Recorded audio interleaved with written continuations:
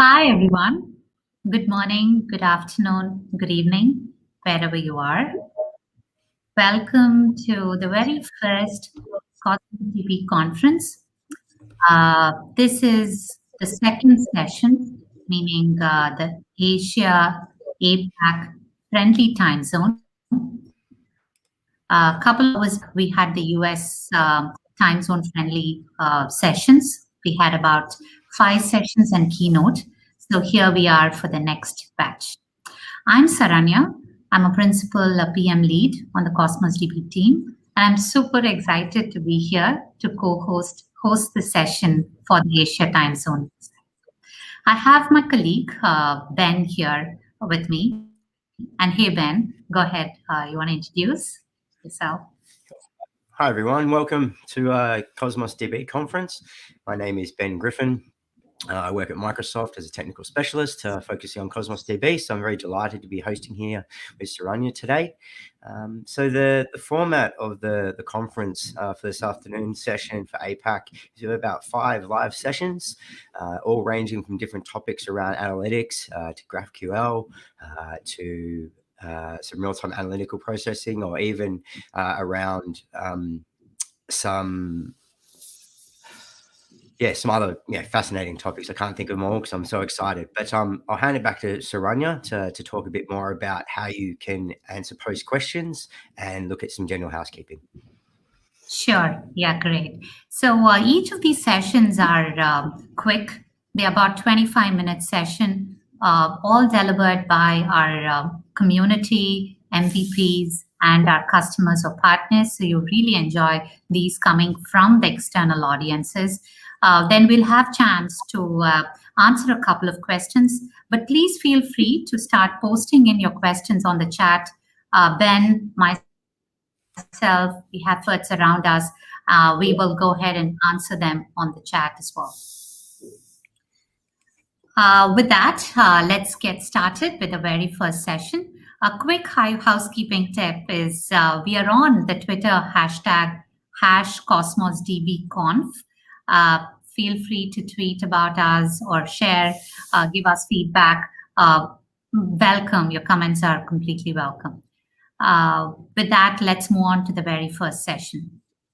This first session for today is about developing Htap, which is Hybrid Transactional Analytical Processing Systems, analytical solutions with Azure Cosmos Database and Azure Synapse Analytics.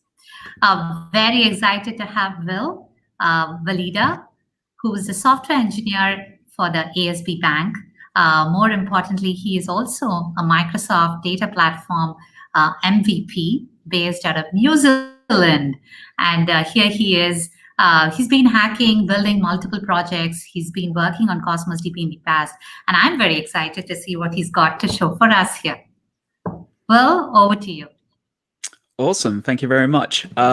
Just a quick note, I've actually changed jobs. I'm now an Azure integration consultant working out of Datacom, still based out of New Zealand and still a data platform MVP for now, touch wood. But welcome everyone to this session, developing high transactional and analytical processing analytical solutions with Azure Cosmos DB and Azure Synapse Analytics. I'm really excited to be actually talking about this subject to you all today, because this has been a pain point for me as a developer for quite some time. So I'll be developing applications for Cosmos DB, and it's fantastic for that flexibility, being able to iterate and actually develop applications really quickly using it. But then when my friends in analytics come to me and ask, okay, we want to do some analytics on your data in Cosmos DB, it's been a bit of a challenge, and Azure Synapse Analytics really solves those challenges for us. Just to give some expectations about this session, it doesn't really matter if you're an expert in Azure Cosmos DB. It doesn't matter if you haven't had a lot of experience with Synapse Analytics, if you're just brand new to either one of these topics. All I'm going to be doing today is just really showing you how you can build hybrid transactional analytical solutions really, really easily using Synapse Link for Azure Cosmos DB.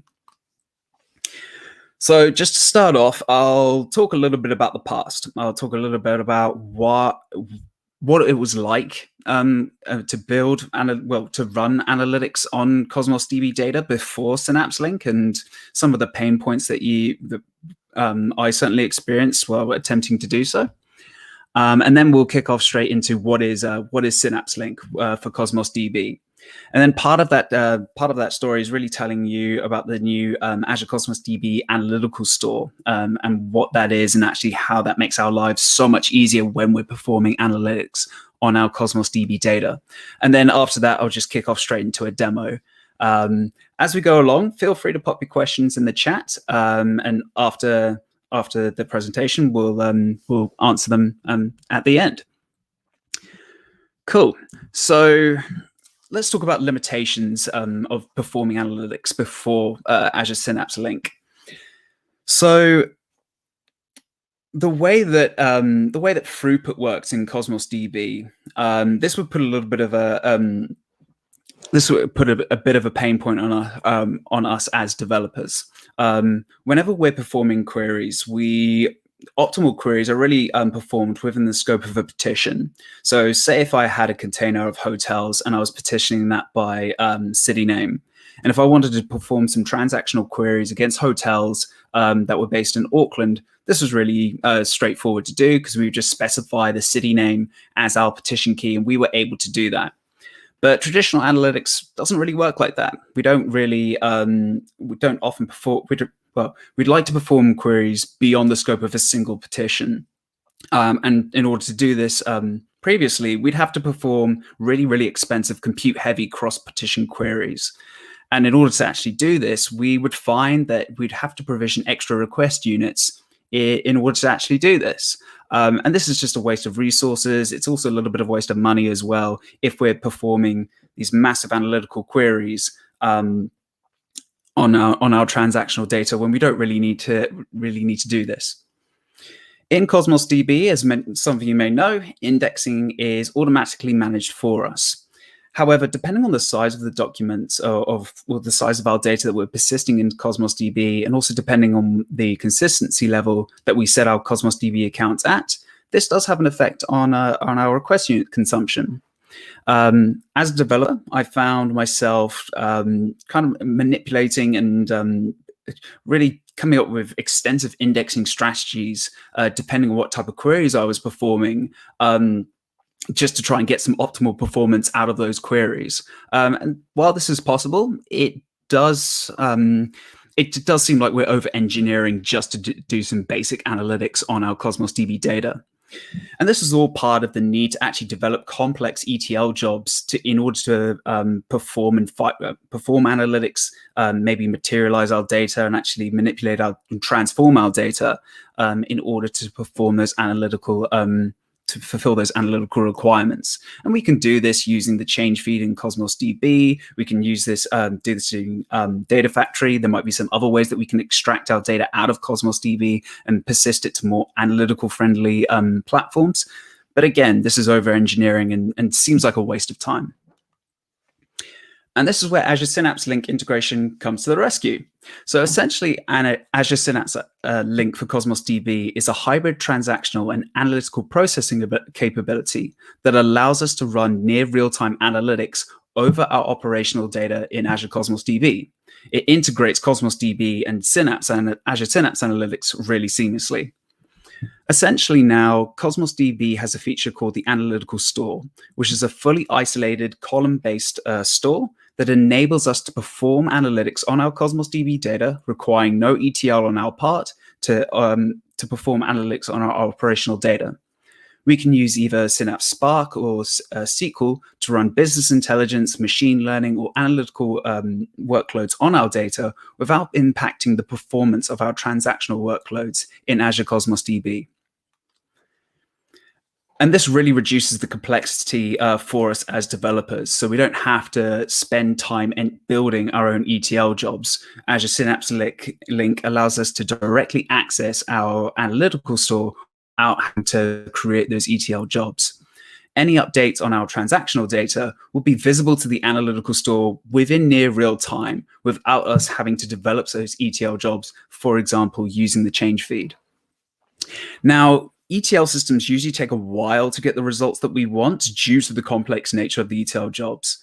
With Synapse Link, we can analyze our operational data in near real time, which opens up some really, really interesting analytical scenarios for us. So instead of having to transform the data, we can just enable the analytical store on our Cosmos DB containers and produce the data as is to our users, and then they can analyze that data, work on that data without affecting our transactional workloads. And in the past, this is really handy because in the past, we'd have to provision either additional throughput on our Cosmos DB account to perform those analytical jobs or implement the change feed to pick up that data and store it elsewhere. With Synapse Link, we can run analytical queries against our analytical store in Cosmos DB and leaving our transactional workloads isolated just to do their thing on a global scale if we need to. So in order to solve our issues with the transactional or data store, the Cosmos DB team announced the Analytical Column Store feature. And essentially what this is, it addresses the complexity and latency challenges that I described earlier with our row store. And you can automatically sync your operational data into a separate column store, which is more suited to analytical queries, requiring no ETL on our part, no change feed. This is just asynchronous. When we enable the Analytical Store on a Cosmos DB container, a new column store is created, is internally created based on your operational data, the operational data within your container. This is persisted separately from our transactional store for that container. There's no impact on our performance for transactional workloads. So if we need to perform really complex analytical queries, we don't need to allocate any extra request units for that. We're essentially just querying the analytical store, and our transactional workloads are isolated. Now, the data from our transactional store is automatically synced to our analytical store within a 5-minute time gap, so it's fairly real time.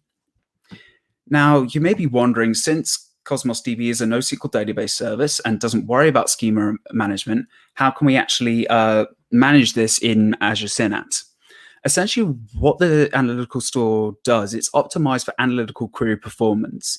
Meaning that with the auto sync capability, what Cosmos DB will do, it will manage the schema inference, which includes any nested properties. So when our schema changes in Cosmos DB, the analytical store will automatically present a unionized schema across all of our historical schemas within our transactional store. Now, for those of you who may be a little bit more familiar with Cosmos DB, you may know of this concept of time to live, which is essentially a configuration setting that we can set either on our item basis or a container basis for our transactional data. And essentially, we can set that either at the item or container level. And that essentially says, okay, after so many seconds, we can either delete this item or delete the data in this container. Well, this option is now also available for us, for our data sitting in the analytical store.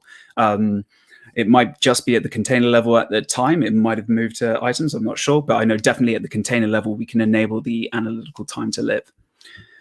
So essentially, inserts, updates, and deletes to our operational data are synced to our analytical store, irrespective of our transactional time to live. So we can specify how long we want to retain data in our analytical store using the analytical time to live. And then once we've enabled that analytical time to live value, we can actually update that with a different value later if we need to. So we could be in situations where we'll have writes going to our transactional store. We might have optimized a container purely for writes. We enable the analytical store on that container.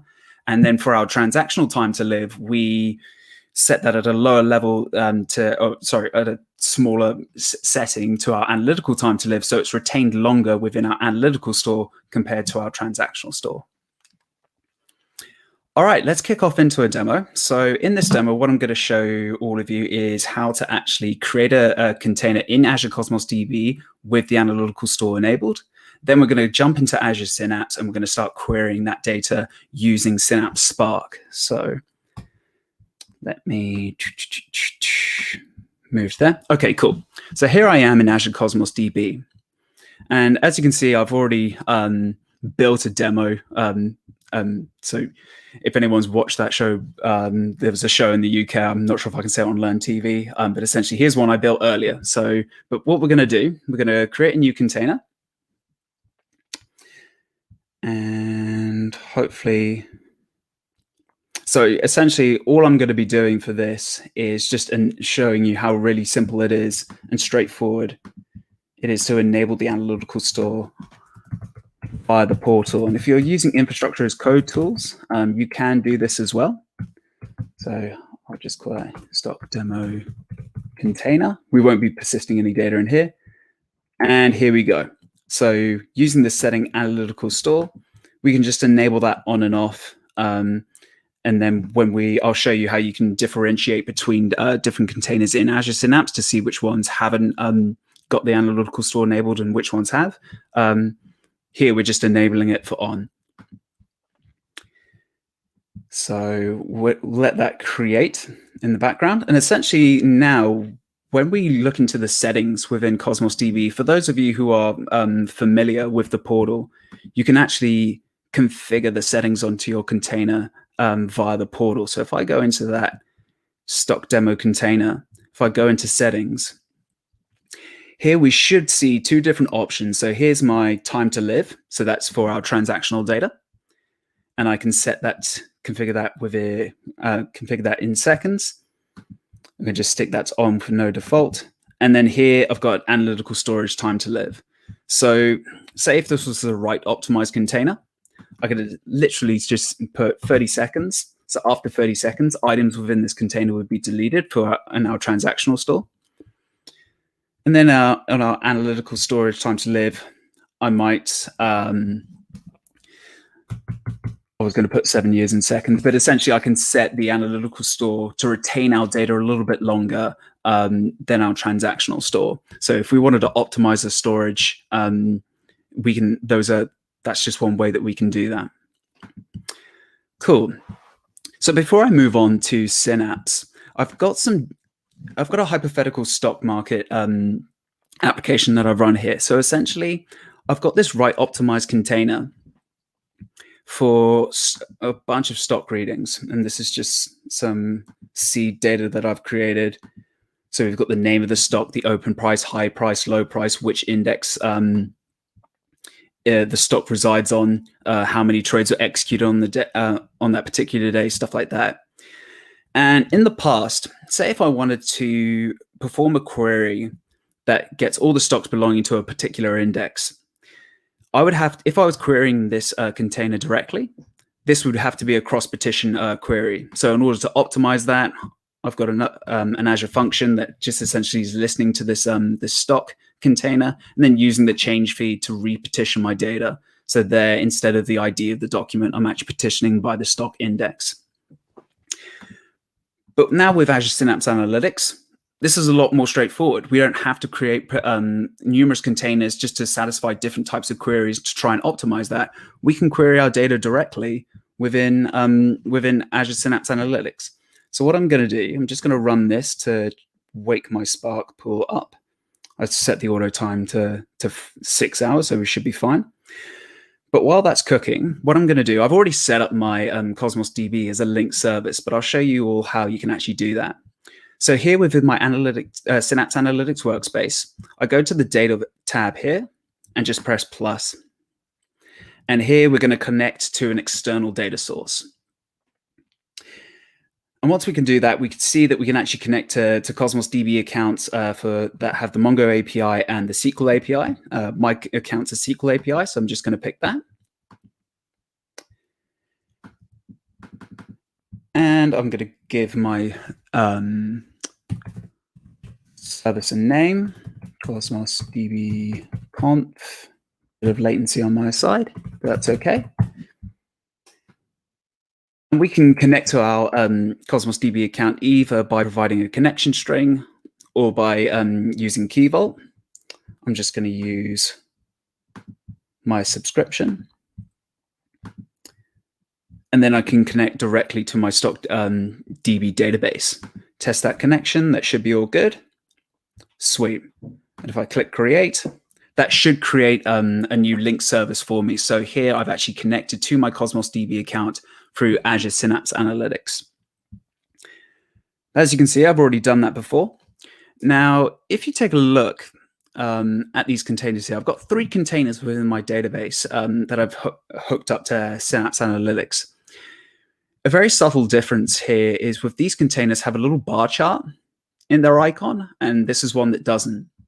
So essentially what that bar chart indicates is that container has the Analytical Store enabled on it. So you can have different containers within your Cosmos DB account that have different, so you don't have to have all your containers with the Analytical Store enabled. Cool. So now that I've got my containers linked up, I can actually read the data from that container as a data frame in Synapse Analytics. So here what I've done is I've just created this sample data frame. I'm reading in the format of Cosmos OLAP. So I'm defining my link service before and the container that I want to load, and I'm loading into this data frame. But as you can see, I've got the system generated properties as well as my data within this data frame. So what I want to do now, I just want to clean this up. So let's go NASDAQ DF, and I'm going to create a new data frame with just the name, number of trades, and just the index, just to keep it real simple, where df index is equal to, hopefully I spelled NASDAQ correctly. Apologies to all my stock broker enthusiasts. Fantastic. Sweet. So I've created my data frame, and I'm just going to, I've got the, oh, I just want to display 10 of them. I don't want all of the results. Come back to me. Is that right? Make sure that's okay. Yeah. All right. Sweet. So let that run. And I've got this new data frame. So I can remove all the system generated properties. All I've got is the name, number of trades, and index. And what we can do with Azure Synapse Analytics, we can actually, just checking for time, but we can actually write data that our data frames that we define in Synapse Analytics back to Cosmos DB if we need to. And this will be a snapshot of the data. If you're working with streaming data, you can actually write streaming data frames back to Cosmos DB containers as well. So what I'm going to do is, while that's creating in the background, I'm just going to go NASDAQ df dot, and I'm just going to do a bit of copy and paste. Make sure I get my link service back.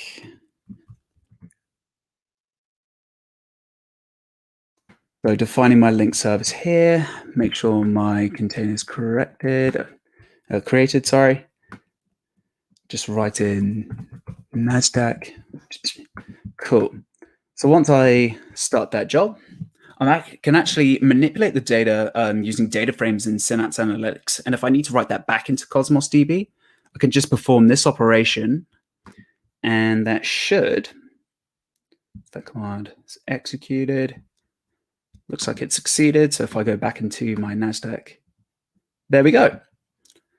So there's my optimized data model back into Cosmos DB, just as a real basic example. And if you're working with streaming data, you can write streaming data back into Cosmos DB. You can read streaming data from Cosmos DB if you've got data being written to your containers all the time. But that's just a real basic and straightforward example of how you can actually enable the analytical store on in your Cosmos DB containers, sync that up to Azure Synapse Analytics, and then work on the data using Synapse Analytics without affecting your transactional workloads. So let me just get back. I've got a couple more slides. Okay. So things to note at the time of speaking. Currently, it's only supported for the SQL and MongoDB APIs. My understanding is that the Cassandra API is still in the gated preview. I might be wrong on that, but there is support coming for Cassandra APIs. Currently, you're unable to enable the analytical store on existing containers in Cosmos DB, and hopefully that will change in the future. You can't disable the analytical store after you've created your container, so you're kind of stuck with it once you've enabled that. But the real powerful takeaway I think for all developers is that there's no impact on your transactional store in terms of RU expenditure and workloads. So hopefully in this session, you can see the real power of Azure Synapse Analytics and how that actually opens up a whole world of possibilities for us and for our machine learning engineers, data scientists, business analysts, whoever needs to perform analytics on that data. It opens up a whole new world for them. Cool. So thanks for watching. If you do have any, hello. If you do have any questions, I think hopefully we have questions in the chat, but you can also reach out to me. There's my Twitter handle. Cool. Thanks for having me.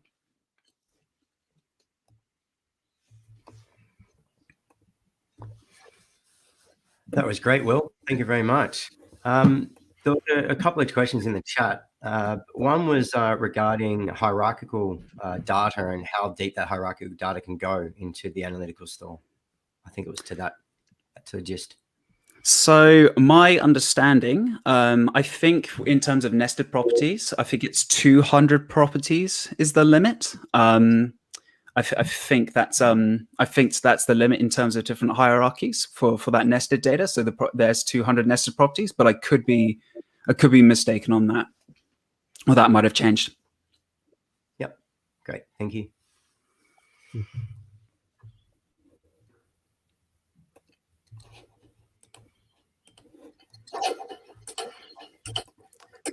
The other, sorry, Will, the other question is in terms of where do you see before we had Synapse Link, we had to go through this whole manual ETL process. Now we have Synapse Link, so it removes that ETL process. Do you see any particular industries where Synapse Link is more valuable than other industries, or do you think it's across all industries in particular? I think it's across all industries. If I can be a little bit biased and use some of my own experience, I used to work for a bank, and of course that's a particularly within New Zealand, where we currently don't have any data centers sitting in New Zealand, so it's a highly regulatory industry, and obviously we want to be able to perform analytics on our data no matter where that sits. And what this does is it really simplifies our ability to perform analytics on our data in Cosmos DB without having to incur a lot of costs, provisioning extra request units or creating new containers just to serve up particular queries. So that's kind of like the personal example that I always refer to, that this actually just essentially we can just use Cosmos DB as a purely write optimized store and then use Synapse Link to perform all of our queries if we're not performing any if we don't need to perform any complex queries within our applications, we can just offload that work to Azure Synapse Analytics. So one other question that came up is how real time is this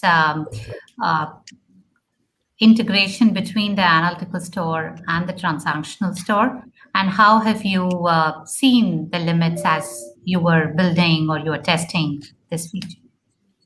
So the Analytical Store will sync with your data in the Transactional Store within that 5-minute time gap.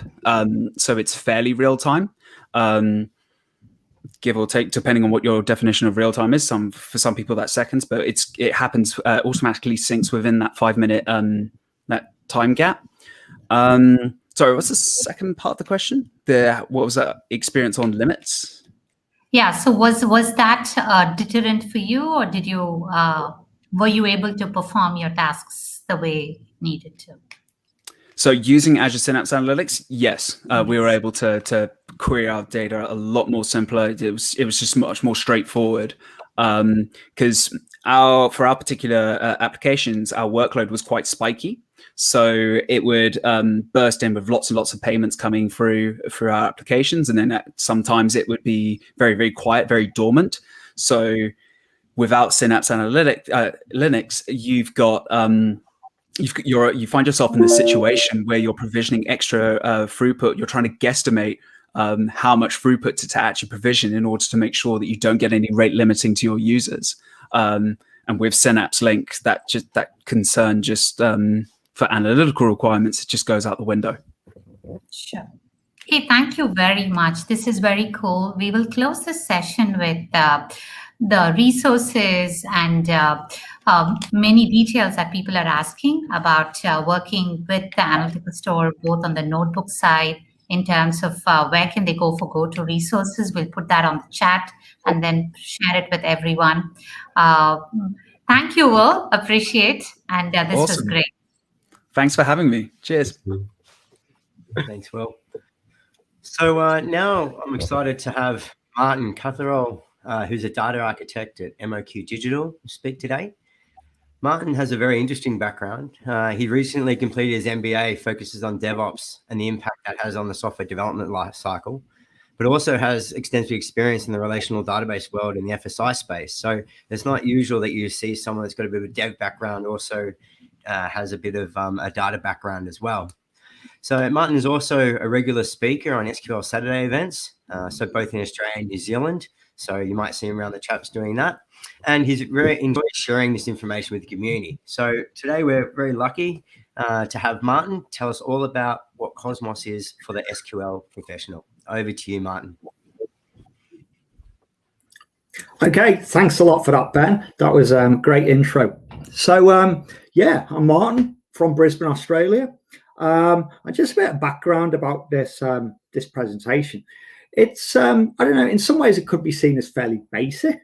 Obviously, the main audience is SQL Server developers or people who've got SQL Server experience and a kind of compare and contrast with the NoSQL world of Cosmos DB. But if you've got no experience in Cosmos or SQL, that's kind of fine as well. You probably pick up some details around how to get started in Cosmos. And even if you're a seasoned professional, there might be sort of tips and tricks in here that you have now gotten to the habit of, you know, they're so common to you, you almost forgot them and you need to pass them on to other people. So I'm going to whiz through probably 10 or so, maybe comparison features, but really there's probably 3 big things that I'd like people to maybe take away from the session. First one is containers, and you might be tempted to compare containers and tables. The global nature of Cosmos DB, and you might be tempted to compare the global nature of Cosmos to things like availability groups and replication. And also the backup and restore features of Cosmos DB, and how maybe they compare to what is available in SQL Server. Because obviously doing backup and restore is a pretty fundamental task of a DBA and anyone within analytics. So what I propose to do is just whiz over to my next slide, introduce Cosmos DB, and it's a bit of a mouthful. Microsoft's multi-model, geo-redundant, planet-scale database. Sounds like introducing a heavyweight boxer, if you ever heard a referee introduce any of them. So we're going to come back to this slide, and I'm going to summarize. So we're not going to see any more slides for the rest of the presentation. But what we are going to see, we're going to jump straight into the portal, which I've got closed. No. Yep, going to jump straight into here, and we're going to look at the Azure portal. We're not going to set anything up. I've already got things set up. But what we are going to do, we're going to step through a few settings and kind of just going to talk about them, give a bit of an overview of how maybe that setting compares with the with SQL Server. Now, you've probably heard Cosmos DB, born in the cloud. It's only available in the cloud. It's not like SQL Server, where there was like an on-prem version for many, many years, and then it gradually made its way into the cloud. And from there, now we've got SQL database, we've got managed instance, you can even run it on a VM. There's lots of different ways to run SQL. But, you know, if you want to get started with Cosmos, do you need to, you know, have a cloud account? Do you need to set up an Azure subscription? Or is there another way to get started? And yes, there is. Cosmos has got an emulator. And what you can do is you can set that up. It's very similar to the portal. For example, I've got it on my screen now. And if we just go in, we can set up things like containers here. We're going to talk about containers quite a bit shortly, but containers is where we keep data. We've seen them, Will talked about them. I'm going to dive into detail a little bit more. And we can create databases in containers. You know, one of the things you will notice about Cosmos, either in the portal or on here, there's a lot of different links and a lot of help available to get you started. For example, over here, we've got links to model data, cost and throughput calculations. So as a DBA, I used to do a lot of health checks. And as I was going around doing health checks, I eventually came a time when people would start asking me about Cosmos and what they were doing. And I didn't know anything about it really at that time. That was about, you know, 3 or 4 years ago. And the answers I'd give were, you know, I don't know anything about it, but based on my experience of SQL Server, maybe it works this way or that way or whatever. And thinking like that can actually eventually get you into a little bit of trouble. I mean, it may just it may work out fine. You may just be querying like one container. It's absolutely fine. But as you get into some of the more complex scenarios and you get more data in there, obviously you'll consume more resources, and that consumption will obviously result in a higher cost. And you might be doing things in Cosmos which are perfectly natural to you as a SQL Server professional, things like normalization and joining things, totally normal to you as a SQL dev, but contributing to a high cost in Cosmos. And then that's going to translate into, oh, Cosmos is really expensive. It doesn't really have to be that way. And lots of people think like that, and it ends up giving Cosmos a bit of a bad rap, when a little bit of thought and a little bit of forward planning can actually save you a great deal of money. But one of the big things I will say about designing for Cosmos is it's probably going to be really important, more important than probably in SQL, although it's still important in SQL, to know what sort of workload you're going to be dealing with, what sort of queries are going to be coming in, and how you're going to be answering them, and how many there are, because that's going to have a really big bearing on the cost of this in the long run. But there are some really cheap ways to get started. So anyway, that's the emulator. So okay, so we're now in Cosmos DB. One of the big differences straight away is you'll notice that this is a Cosmos DB. It's called an account.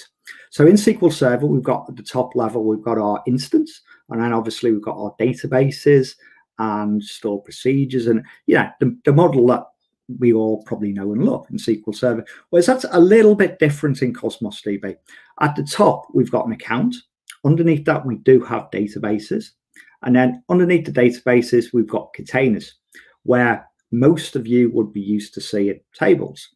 So there's a loose analogy between the two of those, but don't think about them as a one-to-one match, certainly. So let's go in and just create something. We won't actually be sitting here waiting for creations to finish. I've got a few already made. So we'll just enter a name.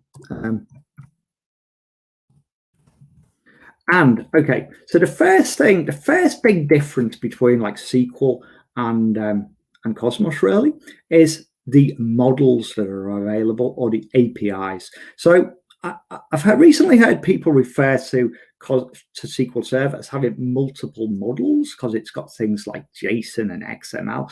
I'd never really thought of it that way. But in Cosmos, there are actually 5 different models. And you might loosely think them as database models. We're just going to concentrate in this presentation on the core SQL API, although the other two for Mongo and Cassandra will help you to put data into those models, and it should work exactly as it did for in a Mongo or a Cassandra. Table storage, very similar to the key value pairs that we've got in our storage accounts, and we've also got a Gremlin API. So we're just going to concentrate at the minute on the core SQL. And you might think just by the name, that's exactly the same as SQL Server. Now, there are similarities, but there are also big differences. So I just set this up in the West US, and we can either provision throughput or we can go serverless. If we go serverless, we just literally pay as we go. Might be a good model in some scenarios, might not be. But what sometimes catches people out is this here, pre-provisioning in advance. So here we can see I've got 400 RUs, that's resource units, and I can service queries with a combined total of 400 RUs, or 400 resource units. So how does that work? So let's say I provisioned 400 RUs per second, and let's say I've got a query that, for argument's sake, costs 10 RUs. So I can service 40 of those and every second. because that will take me up to my 400 RU limit. If I get 50 that come in that second, well, what happens? Well, they won't be answered in that second. They might be queued, and if they eventually get queued too long, you will receive you'll be throttled, as you say. Resource limited or rate limited is something that you might hear quite often, and that will give you an error. And if you program something in your API, you're probably best wanting to retry. So have retry logic, and there's actually places where you can go and see what errors or not your queries have actually given you. So be very careful about that and monitor your workload very closely. So knowing what it's going to do initially is a great start, but monitoring it and seeing if you've got things coming in that are going to take you over your limits, because this is where it can get quite expensive. And so you'll also want to write your queries in a way that reduce the amount of resource units that we'll use. And we'll look at some examples of how you can do that shortly. Now, it's actually a free tier. I've actually exhausted mine in other ones, but you can actually go for a free tier here if you want. So that might be a good way to graduate from the emulator and things like that into like the free tier here. Then we've got, we can choose between our production and our non-production. Now, a lot of these options used to be on the same page, but if you notice here, up shows non-production. If I flick over to global distribution, that's going to set me up with no geo-redundancy and no multi-region rights. If I change that to production and flick back over again, that has now set me up with geo-redundancy and multi-region rights. So global geo-redundancy, as it says, if you provision in, say, West US, as I've done here at the moment, I can have another Cosmos in the region pair. Interestingly enough, if I change this over to another region, let's say Australia, when I find it, Australia East, and look again at the global, we can see now we've got availability zones here. So we didn't have that when we chose the West US region. So there are different options available for different regions. Now, even if we were to choose no geo-redundancy, behind the covers, there's 3 or 4 different replicas almost of your database that you can use there. So that's geo-redundancy. Backup policy is probably something that maybe as a database professional might take you a bit by surprise. So, because backups can be done on a timed basis almost. So here we've got the backup interval of 240 minutes, which is every 4 hours, and they're going to be retained over 8 hours. So these backups are only being retained. We're only retaining 2 of them. So we're doing backups every 4 hours, but we're only retaining them for an 8-hour period. So that's a little bit different than just setting them up yourself. So something that might take a few DBAs by surprise. Now, there is a backup policy that's recently come in to do continuous backups. And that's there at the moment. So we can change these around 2 days and things like that. You can experiment with them. We've got local redundancy. Like I say, if you've got local redundancy, you do have multiple copies behind the scenes. We've got encryption, similar to we got everywhere else. TDE, similar sort of thing, and all that. But let's can out of there. We don't need that anymore. Can't actually lost. I just go back to Cosmos DB. Sorry, I lost my close button there for a while. And we'll go into one that I provisioned earlier, so we don't have to mess around with things. And we're going to talk about globally distributing data. So here we've got our West US. I've just set this up in the West US with a region pair at the moment. I'll just click back on there. And if we want other regions, we can just click around. We can add them. And that, you might say, oh, well, SQL Server can do that too. But all these different regions can be writable. In SQL Server with availability groups, like we literally just got one write replica distributing data to the other read replicas anywhere around the world if we wanted to. But with Cosmos, this isn't the case. And also the latency is quite low. There's actually an SLA around the latency to do with like sort of 10 milliseconds and that type of thing. So you might have a question around that. Well, how does that affect the data that's being transferred between different regions? And whereas in SQL Server, we've got like recovery models, and that would affect how your database passed off transactions to other replicas around the world. In Cosmos DB, we've got something called consistency models, and there's 5 of them. And I'll go from the very outside to what we call eventual consistency. You might be familiar with this with things like social media.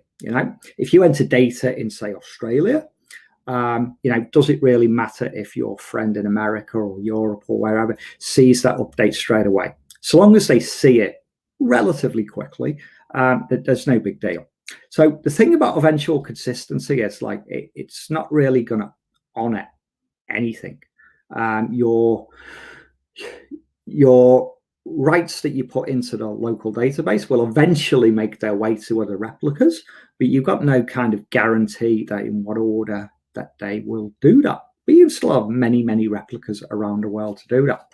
On the other side of that, we've got something that DBAs would probably be way more familiar with: strong consistency.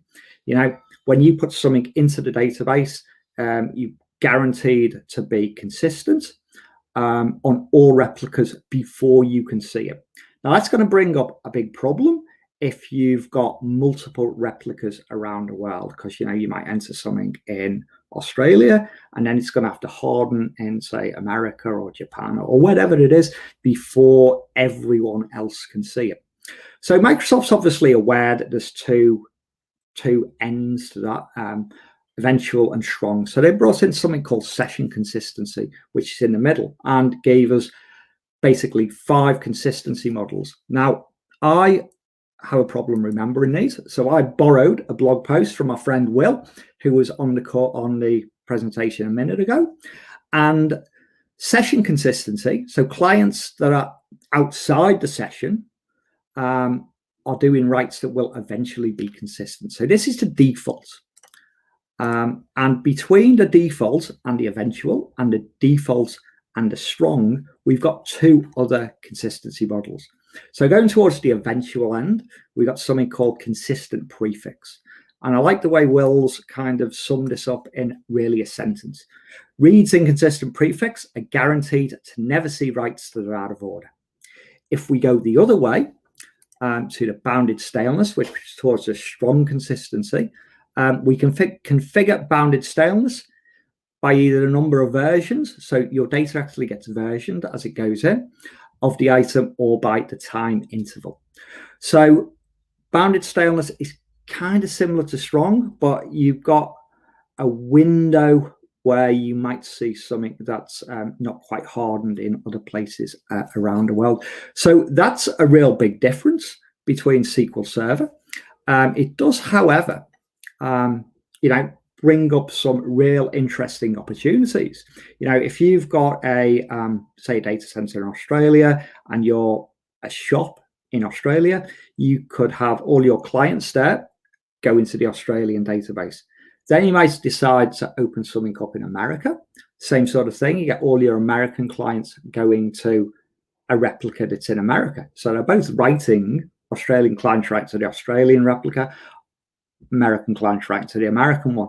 Those 2 Cosmos databases are syncing in the background.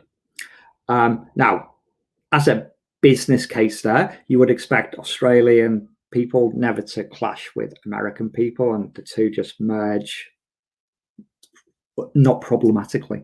However, what happens if there is a problem? What happens if someone enters data in Australia and then they enter it in America at the same time and there's a clash? It's a pretty common question. Well, Cosmos DB has the notion of last writer wins. That's by default. So the person who entered it most recently, the last writer, will win the transaction. However, you don't have to accept that. You can write functions to take care of that logic all by yourself and basically create your own logic. But let's actually look at now. Let's go back over and we'll look at some stored procedures. So if you go to the Data Explorer, have I put stored procedures in here? I put stored procedures in one of these. It looks like it wasn't that one. So, but I can create a container. Now I have to give it a name. We've seen before that I could place my RUs on the account. I can also place them on a database, or I can place them at the container level. Here I'm going to place them at the container level. Give my container an ID. I'll just call it ID. And a very important feature of Cosmos is a partition key.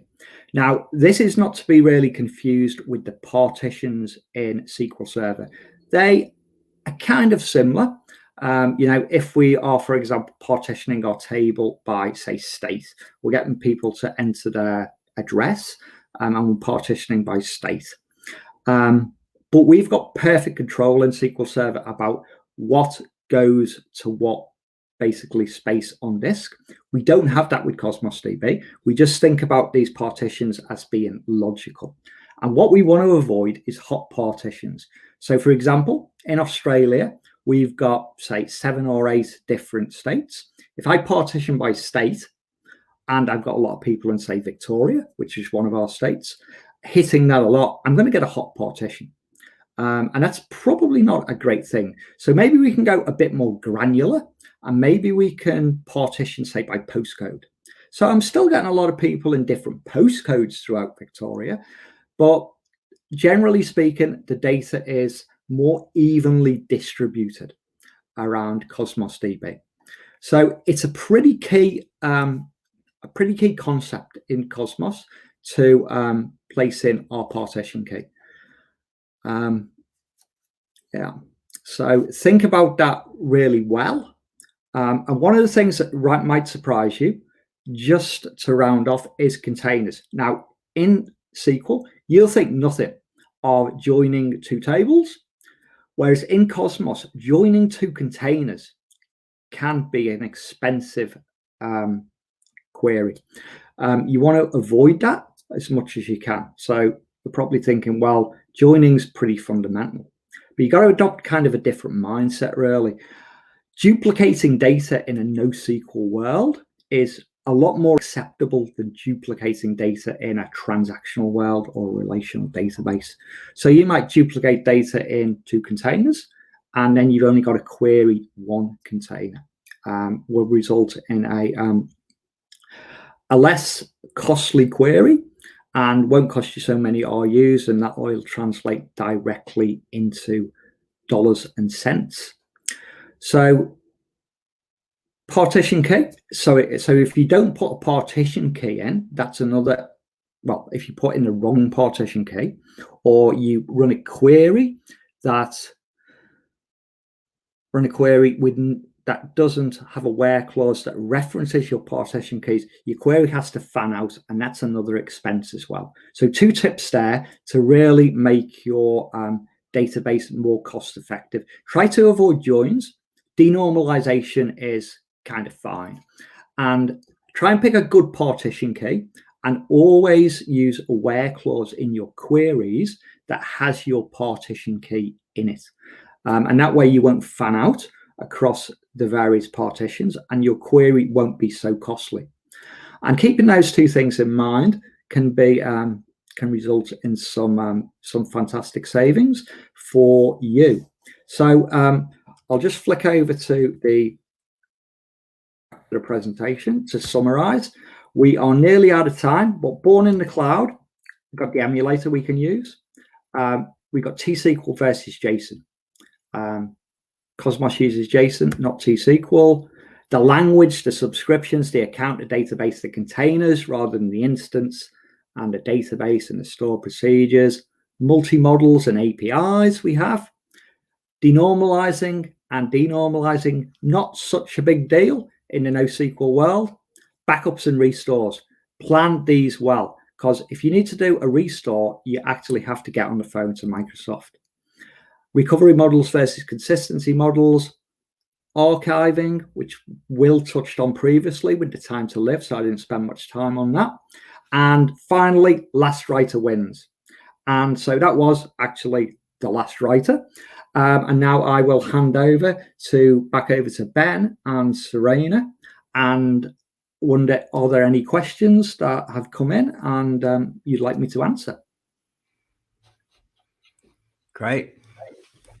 Thank you very much, Martin. That was very insightful. I was going to ask you just regarding, from moving from the relational world to the Cosmos world, how have you found, or what sort of types of questions are you getting people asking who are SQL devs, and what sort of questions are they asking you about moving to a NoSQL world, and what sort of mistakes do you think that a traditional relational dev would do? Yeah, it's an interesting one. People tend to look at the NoSQL stuff and just go, oh, it's a database, and there's a database here, and the two things are the same. With maybe an obvious difference to start off with. One uses T-SQL, the other uses JSON. And then they'll think, oh, JSON's really flexible. So I've got all the benefits of SQL Server, and now I've got the benefit on top of using JSON. And they always tend to take it back to, almost use their relational database knowledge as a baseline. So they think Cosmos will work exactly the same with this additional feature on top.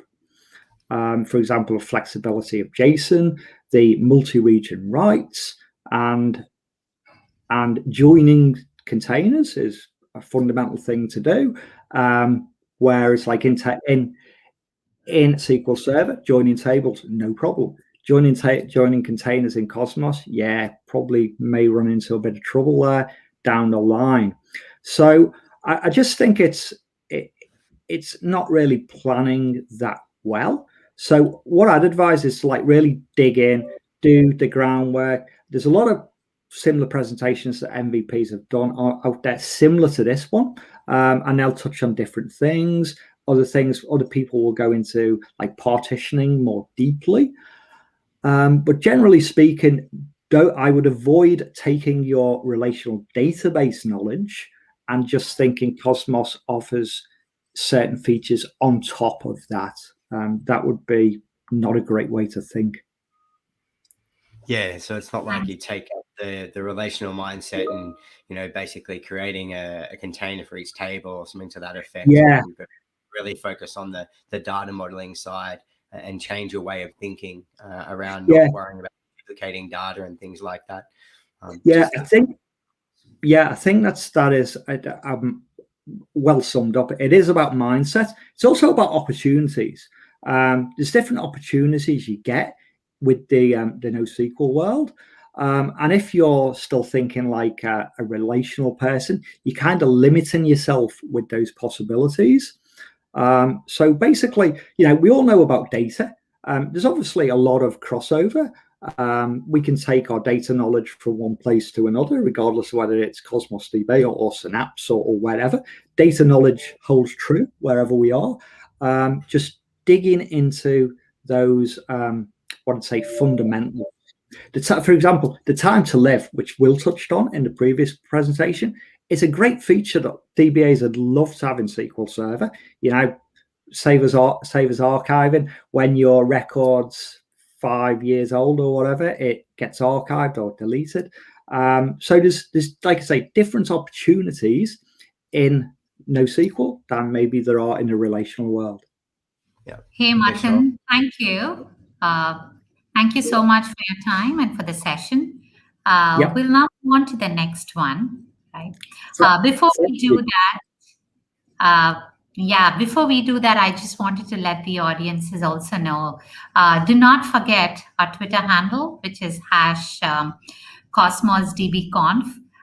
Do tweet in about Martin's session, previous sessions, any questions you might have.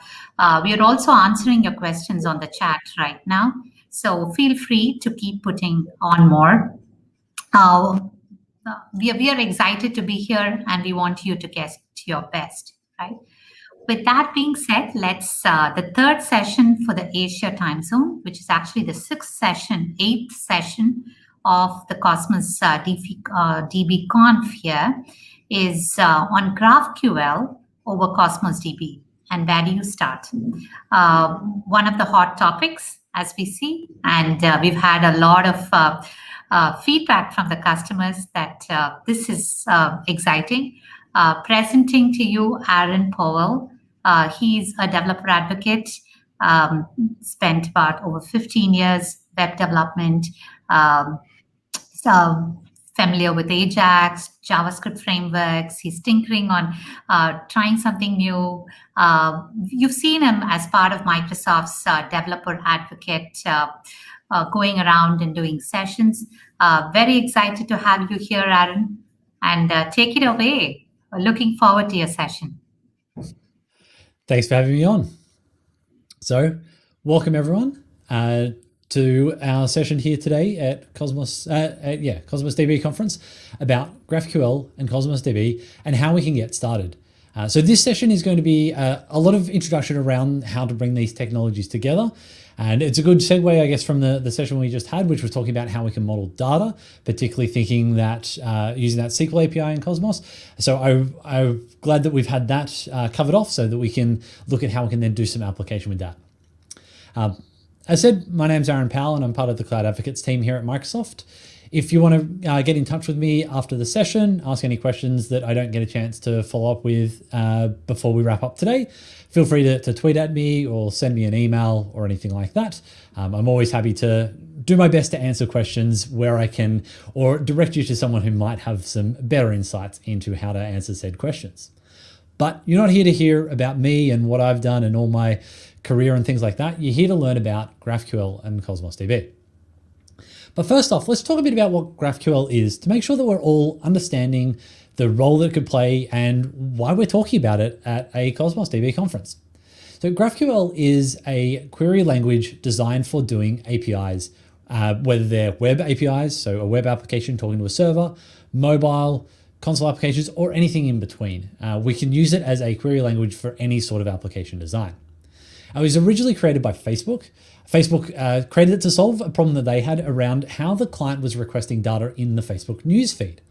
So if you think about the way the Facebook newsfeed works, it has a lot of information that's appearing there, and it changes the way that that works depending on the context that you're looking at. So with traditional API designs, whether it's REST or custom-made APIs for a particular service endpoint, you end up having to put a lot of the responsibility of the API design into the server, and the client is just kind of left to consume the way the API works. GraphQL, on the other hand, flips that so that your control is then within inside of the client that's requesting. So the client is the one that has the power to say how much data it wants of the available objects that it's querying against. So this makes it a lot more appealing for certain scenarios in which you're going to be building applications. Now, it might not be right for every application, but there's definitely scenarios where it can work well for. Another thing that GraphQL brings in that is quite interesting and is different to a lot of other API design models is the idea of real-time through its subscription notion. So in GraphQL, if you wanted to do something in a real time over like WebSockets, for example, you can use the subscriptions feature of the GraphQL language design that allows you to then connect to something that is happening on your GraphQL server and be notified without having to do something like long polling or any other HTTP approaches to doing kind of real-time approaches over HTTP. It's designed to work with WebSockets. So this can be definite advantages in some scenarios, again, particularly if you're working with an application that has that notion of needing to get real-time feedback from the server that it's working with. So for the application that we're going to build out today, or that we're going to have a look at in a little bit, I'm thinking about this idea of a trivia application. So like many of you, I've been stuck at home and my primary form of social engagement has been over video conferencing platforms, and I've been playing trivia games with my friends. So I decided, well, let's see if I can actually build one or at least model that out. So we have our game object here, and it's going to have things like an ID, the state of the game, like are we currently playing the game or are we waiting for people to join? Is the game completed? How their players connected to the game, questions and answers, all that sort of stuff. We then have some relationships to other data models that we've got within inside of our Cosmos store. So we have our player, which has got a many-to-many relationship back to our quiz, because one player can play multiple games and one game could have multiple players. And we might want to be able to go back from a player to a game or from a game to a player.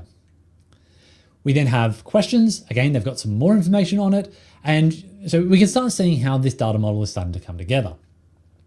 From a GraphQL standpoint, we would then interrogate this by defining a GraphQL schema that says that we're going to have a couple of ways that you can enter our data model. You can request a single game by its ID, and that'll give you back the game object. You can request all the games, and that will give you back an array of all game objects that exist. This might be maybe more of an admin feature, not just everyone can grab access to every bit of data in the system. And then finally, we can get back all the answers that a player has given for a particular game. To then query against GraphQL, we will write up a query such as I've got here on the bottom of the slides, where we go to, we're querying against the game, providing with an ID. But as we saw on the slides before, game had things like state, players, questions, and answers. But in this case, maybe I only want to show who's currently playing the game, or the current players that have joined the game, as we haven't actually entered the game and started off asking questions. So in this case, I'm only asking for the game, its ID, and then the name of all the joined players. So this is where GraphQL is different to approaches such as REST. I no longer am getting back all of this other details that I don't need at this point in time. I'm just getting back what I need right now. So how are we going to start building out this application to work, or this server implementation with GraphQL? Well, we're going to have three primary layers. We're going to have somewhere to store data, some infrastructure to run it on, and then a server that implements the GraphQL spec. So for storage, you're probably not surprised for me to say that we're going to be using Cosmos DB. Kind of makes sense. We're at the Cosmos DB conference, so we probably should use Cosmos there. We could use it with its Mongo API. We could use it with the SQL API. We could use it with any of the other communication formats.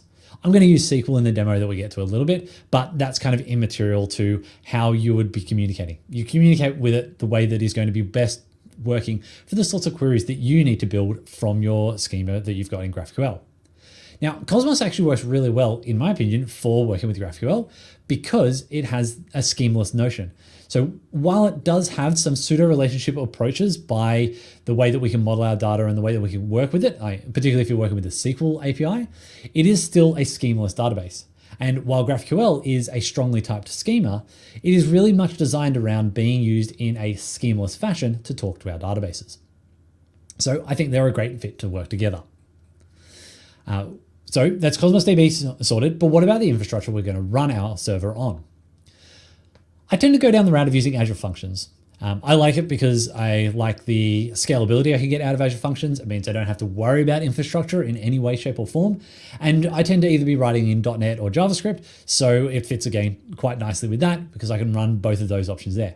And especially if I'm going down the .NET route and building a GraphQL endpoint, I don't even have to worry about establishing connections to Cosmos DB. I can have that entirely managed by the Azure Functions runtime and get that document client back and get access to the SDK. So I don't even have to think about connection pooling and connection management inside of my GraphQL server. But there is one drawback if we're going down the Azure Functions route, and is that I can't do real time with subscriptions. Azure Functions only allows me to do HTTP triggers inside of my GraphQL server.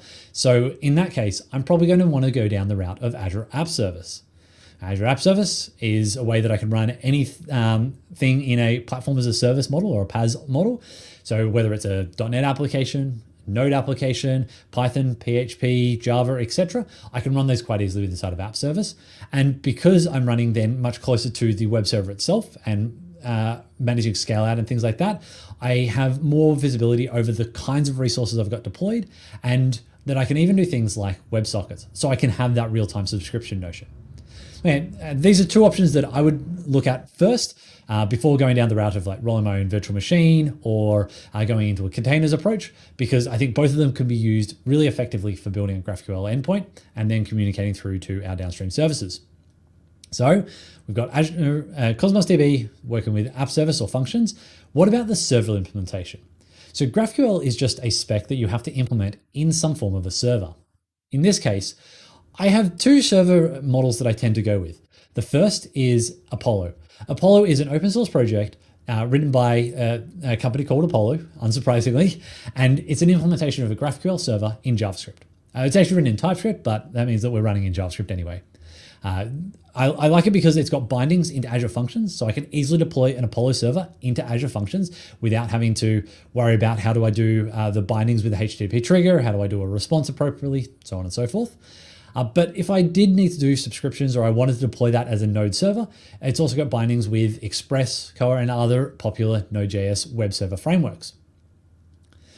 If I'm going down the route of .NET, I would go with Hot Chocolate from Chili Cream.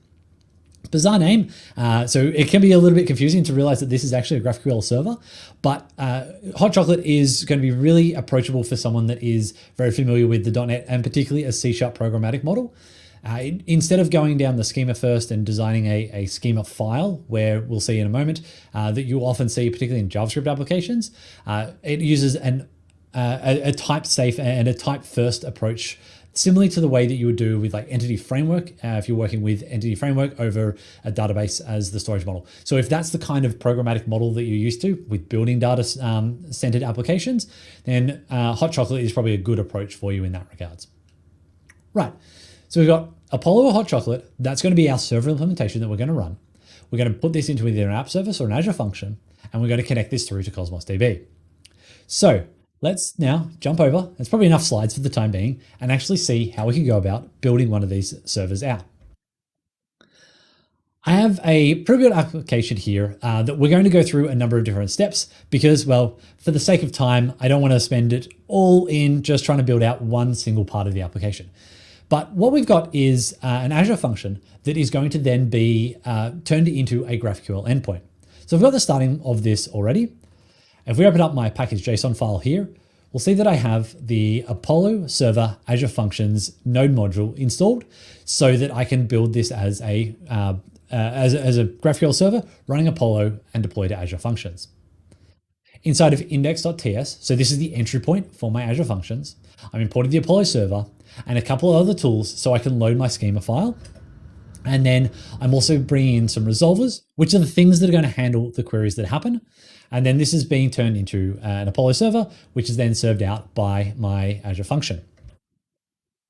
If we have a look at our schema, we'll see that the types that I had modeled in the slide in my crude drawings, modeled as GraphQL types.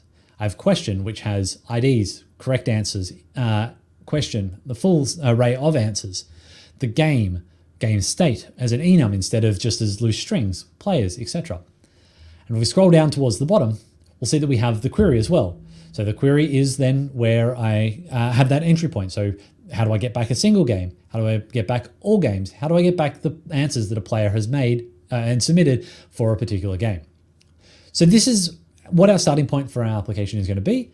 And next, let's have a look at how we can go about building those the resolvers to start talking with Cosmos DB.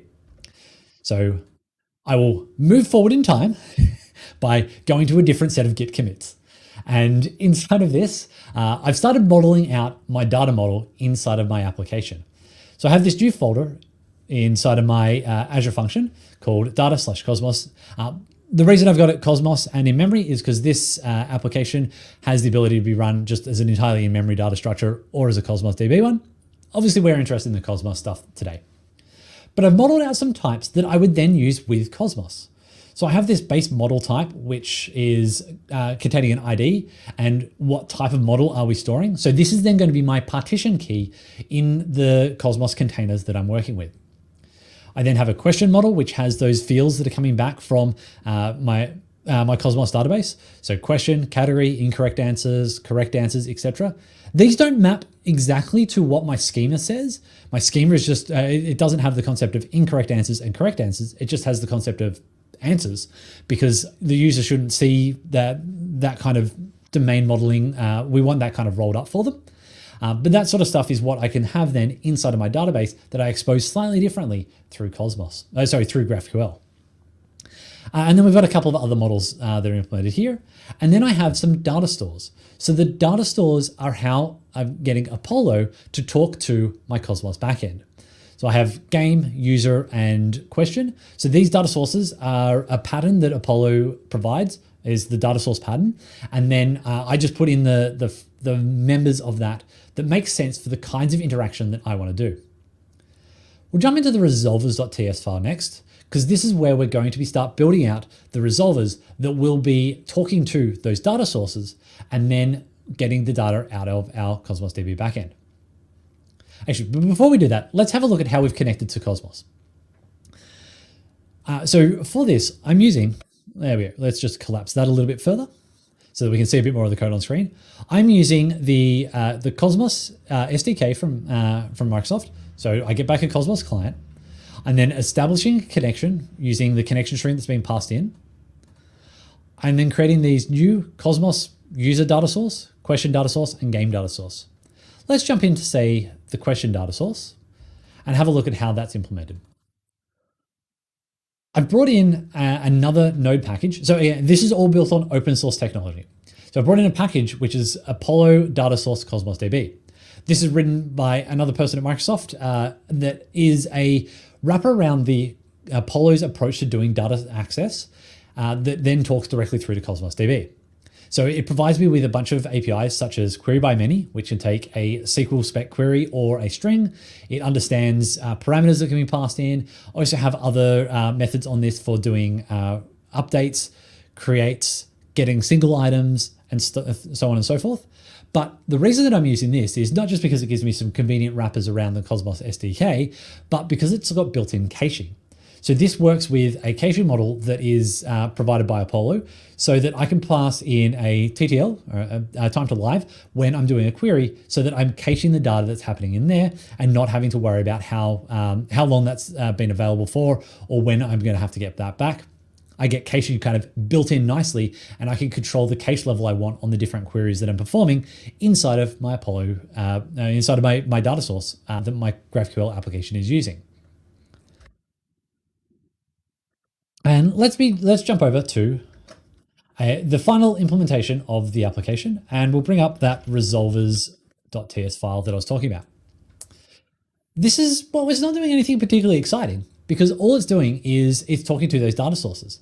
So as far as GraphQL is concerned, it's just talking to something that's managing our Cosmos access. And that's really what we get out of by having this level of abstraction through data sources in Apollo. We get this nice simple API. So when a user has requested a single game, I've just said, well, here's a method that will tell you, will get you a game. This is returning a promise of the game model, which is then mapped through into our GraphQL result. I've got this already up and running inside of my browser. So this is the GraphQL Playground. So I just launched this from my VS Code instance, and the GraphQL Playground is up and running. I've got a query here that allows me to get back all of the games in the application. All the games in my Cosmos backend. So let's kick that off. And we'll notice that I'm pulling back the ID and the state. But I could also be saying, well, I also want players, and then from players, I want name, so on and so forth. So GraphQL allows me to build that out. And because the way that we've designed our underlying data model is a schemaless notion inside of Cosmos DB, I should be able to map that pretty well. But you don't want to map your queries one-to-one between what someone could do in the browser and what someone could do, the actual SQL query that you're going to perform. So that's something that we need to think about a little bit differently in the way that we're working. But we'll execute this query and we'll come back over because I've popped in a breakpoint here, and we'll see that we've ended up here, broken on the resolver for games, which is the query operation that we've just performed in the browser.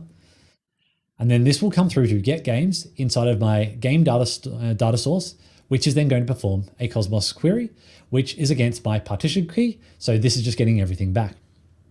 We'll just hit F5, run that through to completion. And there we go. We've got back all of our data. I can perform a write operation. So in this case, it's called a mutation in GraphQL, which is going to create a game. And if we hit execute on that, that's going to add a new game, grab its ID. And then we could create a new query.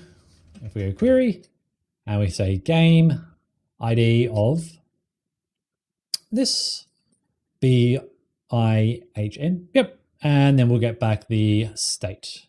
And if we go players, name, there should be no players in the game because there isn't anyone that's there. Come back and we'll add, how about we call a mutation, which is going to add the player to the game. We'll execute that. And it looks like I have, I should have probably tested my application a bit beforehand because I've got a runtime error. And this is what happens when you go off script in your own demos. Lesson be learned, stick to your own script. We'll move on from the error. Trust me, it does actually work. And I'm sure if I spent a few more minutes reading the error message, I'd have a better idea of what actually went wrong. But I was just going to finalize by showing how we can do that, that create and add user to the game. So we'll come down to that mutation, which is add player to game, down here from line 74. So what I'm doing here is I'm going out to the user data source, creating the user, then getting the game, and then updating them. Now, I could be doing this using the Cosmos DB change feed if that was a preferred model to doing it. But I've just felt that it was nice to wrap it up and make it very clear inside of this one GraphQL resolver that this is what's going to happen, mostly because we're going to be returning back the user. I'm doing it all here. But it's definitely the sort of thing that you would look at and go, maybe adding a player to a game, do they need to like, should this be talking to the game object itself? I'm not sure. Or is that something that's better handled by a change feed like management process in the background? But that's something that you decide based off of the needs of the application that you're building. We're just about out of time today, so we'll just quickly wrap up by just a quick recap of what we've done and what we've talked about today. We've had a look at how we can build a GraphQL server using Apollo, or if you wanted to go down the .NET route, you could check out something like Hot Chocolate. We could deploy this into an app service or an Azure Functions. In this case, this was one running on top of Azure Functions. And obviously we're storing our data in Cosmos DB because it wouldn't make sense to be at a Cosmos DB conference and not be showing you Cosmos DB as the storage engine. I'd probably be doing a disservice if I was looking just straight at SQL Server or something like that. If you want to check out some of the projects that I talked about today, Apollo GraphQL and Hot Chocolate, their links are on the screen, or I've provided QR codes if you want to scan those as an easy way to get access to them, because I know that you can't reach out and click the links in my slide deck here. If you want to have a look at the code that I was showing there in those little demos, I created a workshop on building a GraphQL and TypeScript application, and you'll find that on my GitHub at github.com/aaronpowell/GraphQL TypeScript workshop, or follow the QR code. And that goes through a whole bunch of different steps to take you from I've never built a GraphQL server to having a server and a client working together in TypeScript in a type-safe model, working either against Cosmos DB or against a in-memory database. And I've also done a blog series on how to get started with GraphQL on Azure that looks at how we can deploy .NET or JavaScript GraphQL servers, how we can connect them up with Cosmos DB, and how we can do some real-time work with subscriptions. But as I said, we're coming to the end of the time that I had today. I hope that's been interesting. I hope you've learned a few things about how easy it is to get started with GraphQL on Cosmos DB and have that running with inside of Azure. As I said, if you got any questions that I don't get a chance to answer today, do reach out on social media or via email, and I'm happy to do my best to answer them. But again, thanks for having me, and hope you enjoyed the rest of the conference. Hey. And the crowd goes wild. I love it. Love it. Thank you so much for your session. It's great. Couple of feedback questions just here and there that we're hearing. One thing is GraphQL as a query layer over Cosmos DB. What are the trade-offs in actually from the Cosmos database's performance, maybe latency, speed, or even RUs? What were your give and take of actually using the wrapper of GraphQL as a query language into Cosmos database? And additionally, you did choose a partition key, which you showed in your code. So there's probably also a question as to how did you come up with that? Yeah. So from the standpoint of like how do you optimize for performance and for RU utilization with Cosmos when building a GraphQL solution, it's for me, I look at it the very same as if I was building any other kind of application. What is the sort of data structures that I need to store for the kinds of queries that someone wants to access? Now, this does mean it's a little bit more challenging because the client is the one that is controlling how much data they request at any given time. So you need to think about what are some of the common scenarios and give people those entry points into where they're going.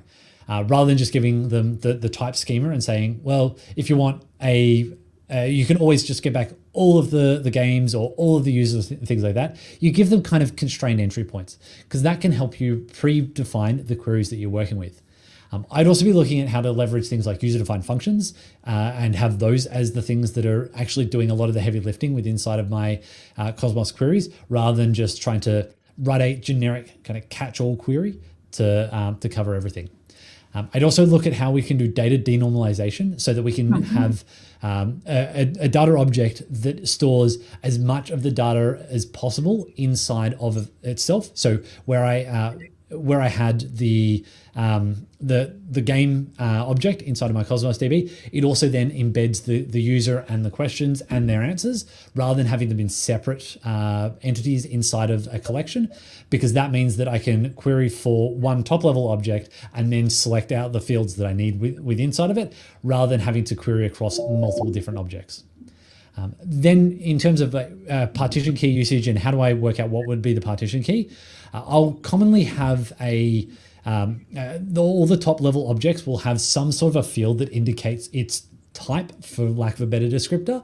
So in this demo application that I have, it's called model type, but it would be whatever it is to indicate that this item you're requesting is a game versus a user versus a question, and use that as the initial refinement of the query based off of partition key, so that we know that we're starting with a game and then we're selecting the subfields off of that. Now, I didn't do optimization so that if you are only wanting just the name of a player, we only select that one out. We would select all the fields that are on a player, but that's mostly because I didn't want to go to the depth of how do you dynamically create Cosmos queries that have field selection based off of the input that someone has provided. The other one that came up is indexing. How does that work with GraphQL versus, do you need to have some sort of index optimization at the GraphQL layer, or are you leaning back to Cosmos DB for doing the heavy lifting? No, I would definitely be leaning on Cosmos DB to do the heavy lifting from an indexing standpoint. So if I know that there are like the children objects that I would be likely wanting to query across, or that I've got other fields that are on my top level models that I would like to query across, and that are places of initial refinement beyond the partition key, I would definitely index for those. It does mean that you, with GraphQL, because the client is the one that's in control, you do have a little bit less insights into how someone wants to use your GraphQL endpoints and what that means for the kinds of queries you have to predefine. So you want to have some sort of an analysis system that's monitoring those queries, looking at what someone's doing and trying to identify where you have hotspots in your RU usage, and then do you need to index on them? Do you need to redefine the query that it's got? Do you need to break them out into separate partition keys? Things like that. So rather than optimizing first, because it's really hard to optimize for the way someone consumes GraphQL, I definitely wait till I start seeing some insights from the way queries are being used. Sounds good. Thank you. The last one quickly was on in-memory, where you had stored things in memory. How does GraphQL relate to scale out as opposed to in-memory for your apps? So if you're going to store data in memory, it's going to scale out just as well as any other system that's storing in memory. The more memory you throw at the machine, the bigger it's going to get. The in-memory example that I've got there is just so that you can run the demo application entirely offline. I wouldn't be deploying a production application in memory. I'd be using, the only time I'd be using in memory is for some level of cache, unless I was able to go to like a Redis or something like that as a cache model. Thank you. Thank you very much for your session. We are on time, so it's now time for the next one. So thank you, Aaron. Thanks for having me.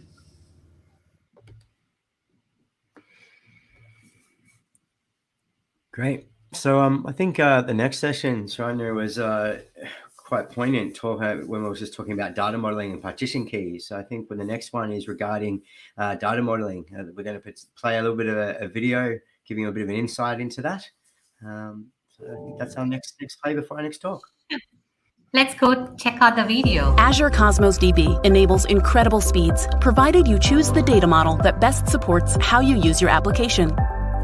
Data modeling is the process by which you establish patterns and rules for storing data across documents and containers, determining how data is accessed. Choosing the right data model for your workload results in better performance and faster speeds, especially as your database grows.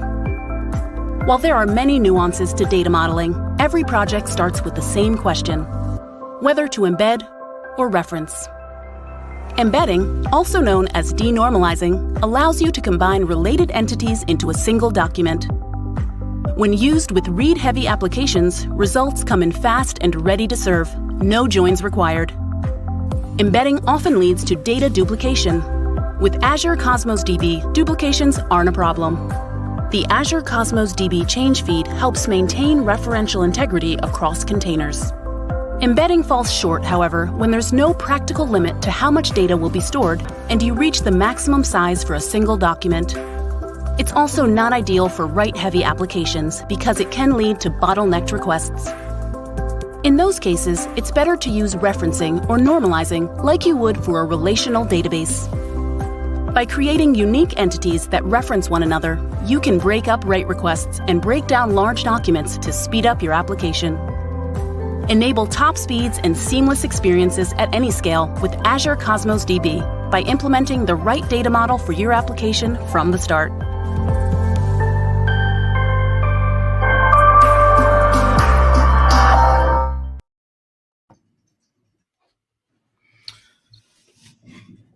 So I hope that little video gave you a very quick highlight of sort of embedding and how you to do some data modeling at a very high level. And obviously there's further documentation you can see to get deeper into those topics. The next speaker we have is Kaliasian, a senior engineering architect from Adobe, working on the Adobe Experience platform that I'm sure most people have heard of. He does a lot of work around the real-time scoring and personalization of that platform, and has a strong experience across the different technology stacks around Hadoop, big data technology, Spark, Linux, Python. So very strong background in that whole analytical space and around the modeling and real-time scoring. So I'd like to hand over for the next 30 minutes to Kaliasian to talk about real-time scoring to improve personalization with Adobe Experience Platform.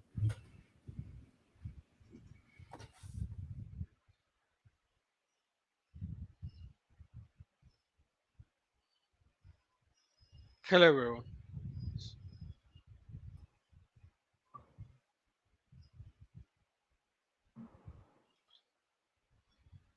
Marina? Hi everyone, this is Marina. I also work with Kalai in Adobe. I am a data scientist, and we worked on this solution together that we want to take you through. For the solution that we want to take you through today, it's one of the most common issues faced by an insurer.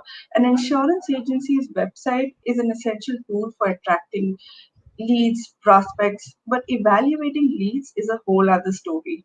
Some leads may not be ready to use agency services immediately. Others may not be ideal customers. So lead scoring can help us distinguish promising leads from unqualified ones, saving agencies time and money. In this session, we will deep dive into how we can obtain insights from web data, such as which landing page are the most valuable for conversion purposes during the sales funnel, or whether access to downloadable content leads to conversion, or if marketing campaigns associated with a visit make a difference.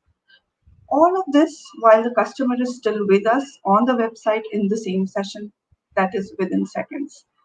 Jumping to the business problem overview, we are here talking about a Swiss insurer, It's a leading insurance company based out of Switzerland, and one of their problems is that they have a lot of traffic on the website, and they are continuously trying to customize customer journeys.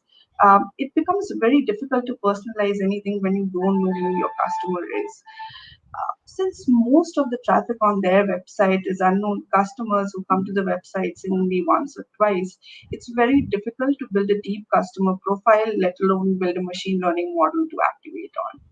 Now, most of these anonymous visitors come to the website to get a quick indication of the insurance rate by filling out a form.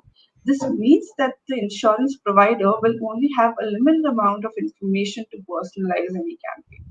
This implies that the prospects are often targeted with irrelevant messaging, and insurance provider is unable to prioritize targeting or optimize the spend. Also, there is no intelligence on the right channel for the customer. For the solution, I will hand it over to Kalai, who will take you through the solution and the architecture of the solution in depth. Over to you, Kalai. Thank you, Marina.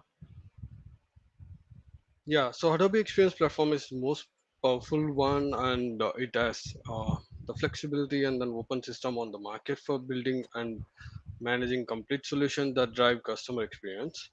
The Experience Platform enables organization to centralize and standardize customer data and content from any system and apply data science and machine learning to dramatically improve the design and delivery of rich personalized experience actually. So we will be getting the personalized experience when we implement this solution actually. And the platform is built on RESTful APIs, and Experience Platform exposes the full functionality of the system to developers and supporting the easy integration of enterprise solutions using familiar tools. And enterprise platform, I mean the Experience Platform also supports the partners to build and integrate their own products and technologies as need. This is a powerful and flexibility makes Experience Platform unique in the market. It gives partners and customers and the community of developers a foundation on which to build innovations that drive the experience business actually. So it will exceed the customer expectations, and they should be able to see their data in 360 degree view. That's how the customer, the real-time profile, it comes into the picture, and then where we have a background of Cosmos DB, the data to be stored over there in the system. So let's go into detail of this actually. So how we have implemented this solution with to get the lead scoring of this for a particular person actually. So it's kind of a step-by-step use cases of that actually. So yeah, let's go into that website, and then we will be filling up our informations, and then we wanted to get the score actually. So I want to see a score of a customer behavior in real time. The logical starting point is to collect the data, yeah, in real time. So we have collected the data in real time, and then the Adobe tag management solutions will take all those informations, and then it will take that through Adobe Launch, and then Adobe Launch makes it possible to use the brand new Adobe Experience Platform web SDK extension to collect data straight from a website. It's a data layer to us actually. So and then map it against an XDM based schema. So we have an XDM based schema of JSON 7, and then it has been implemented into a backend of the system actually. Then stream into Adobe Experience Platform by mapping data against an XDM schema upon collections. A lot of time and effort is saved downstream actually. So here, so we have to create any modeling over here, and then in that case we will be doing a lot of modeling, and then how the data should be modeled, and then to get that and all. So the Experience Platform will makes us to help to take those things actually. So every type of customer behavior and that is collected from the client side will be taken to our platform, and then that is an experience even to us actually. So kind of an offline POS transactions or cards or anything, the product views, or like if any insurance solutions are, they wanted to browse and then see it, and then those customers also we can capture actually. So because of this solution has been implemented into the system, and Adobe Analytics will take care of that to collect those informations via clickstream, and then it will be taken to a system, and then it will be how we are making this into an unified is like inside the Cosmos DB, and then we have this solution running in the backend, and then it will score us the results what we want actually. So the detailed explanation of this and then technologies which we have used in is coming in our way actually. So what are the technologies we have leveraged here? So launch, experience agent, pipeline, unified profile, and data science workspace inside an Adobe Explain platform, and streaming segmentation and Adobe Target. So the launch will be like, which I mentioned, to collect the data from a website, and then experience edge to collect the data in real time and push to a pipeline. So pipeline will be monitoring that uh, in real time, and then we will be getting uh, this solution. I mean, so it will collect data in XDM format and then push it to a unified profile, where the unified profile is our Cosmos DB, and all the web and offline data will be like captured inside the unified profile, and then we get a 360-degree view of that particular data and then solution to all those. Here, the data science workspace, which we have an option to analyze the profile, and then we can build an intelligence out of it, and then marketer can use it, and then they can inform to whether they will be buying it or intent of buy, or all those information can be captured over there actually. And so we can build our own model and export as well.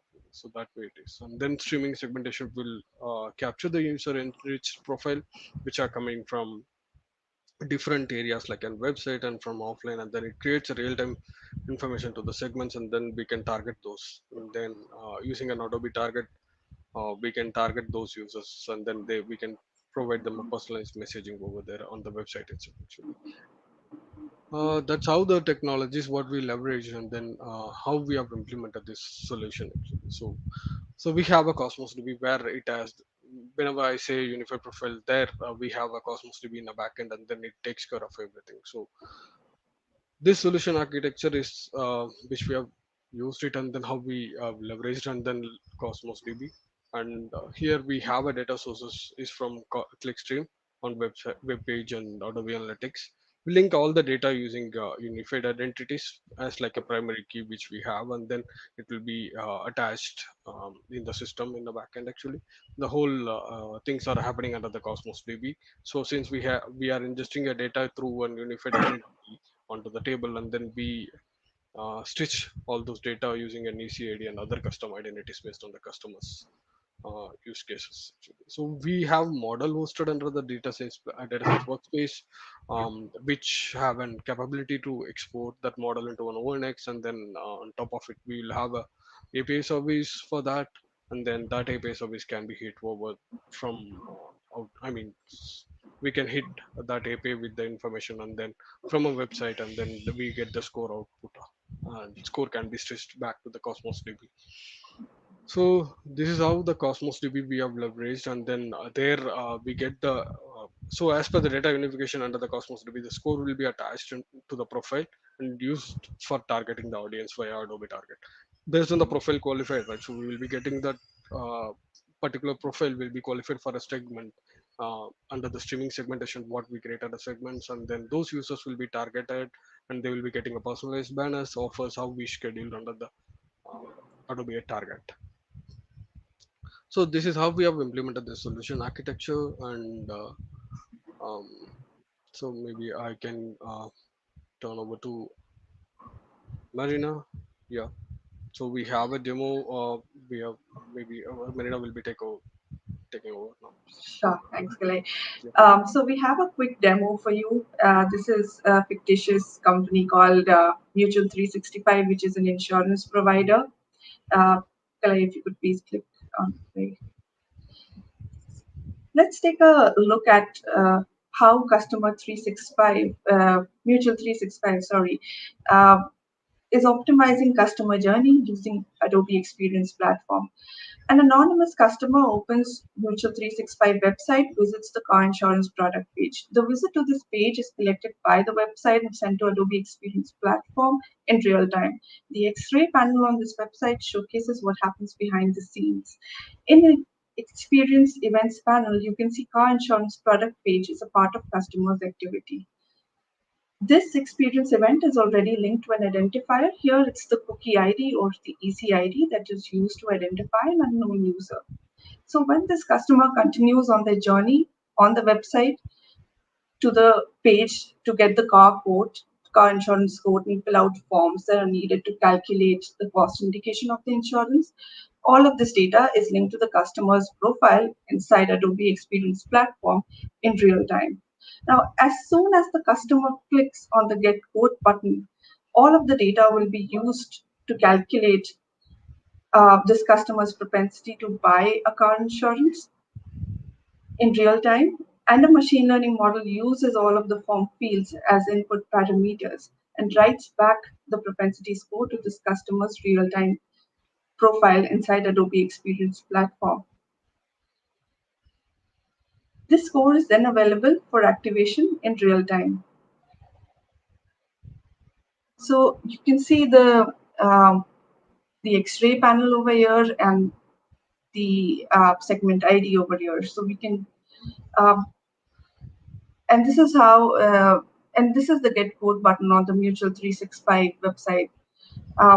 This is where somebody would have to click in order to be able to send all of the data to Adobe Experience Platform. The platform will capture all of the fields that you see on your screen right now. And all of this will flow into the machine learning model that we've deployed in the data science workspace in Adobe Experience Platform, and it will be used for building the model and giving out the propensity scores. Now, you can also see that the car insurance sales score of 72 in the size services panel and the segment membership overview. You can see that this customer now qualifies for a new segment in real time based on the score that was calculated. Now, calculating propensity scores is just one use case. This is the same information that can be used to optimize, say, personalized product recommendations or an expressed offer for every specific customer. There are a lot of things that we can do with this. Now, here you can see the hero banner personalized for Mutual 365 based on the propensity score and segment qualification.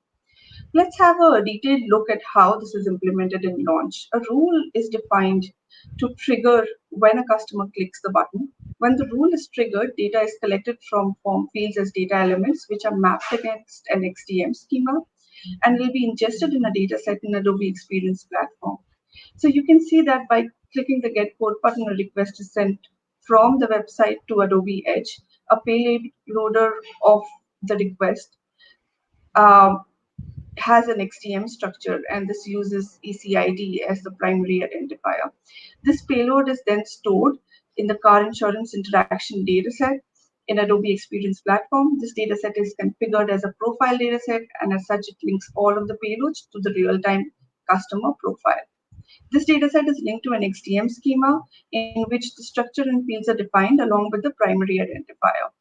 The dataset and schema then are used by a machine learning model through Data Science Workspace in Adobe Experience Platform. What you see here is a Jupyter notebook, which takes all relevant data from the car insurance interactions datasets in the platform and uses a random forest algorithm to find patterns and signals with the goal of understanding whether somebody will go ultimately and convert or not. Now, the model is trained in Data Science Workspace in Adobe Experience Platform and then serialized into an Onyx form and then deployed on real time.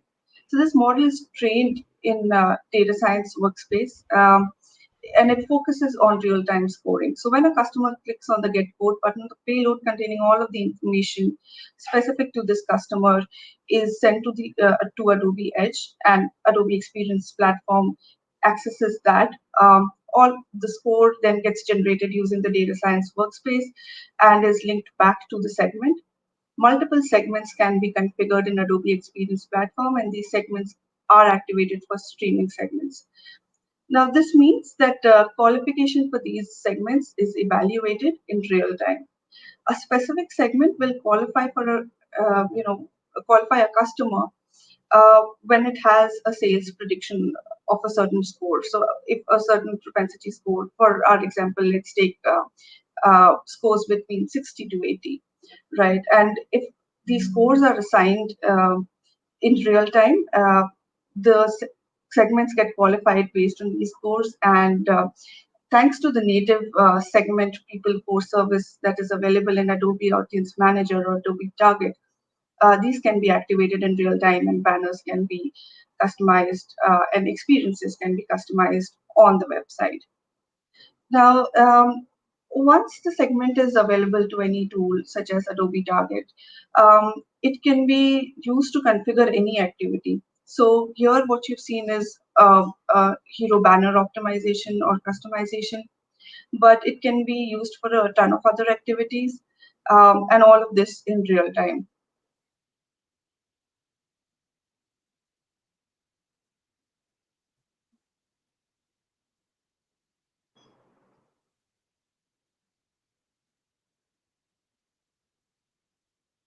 And these are the various customizations that you see on your screen right now. These are the typical ones that most customers would want to do, but it could also include customized messaging, customized content, customized links, etc.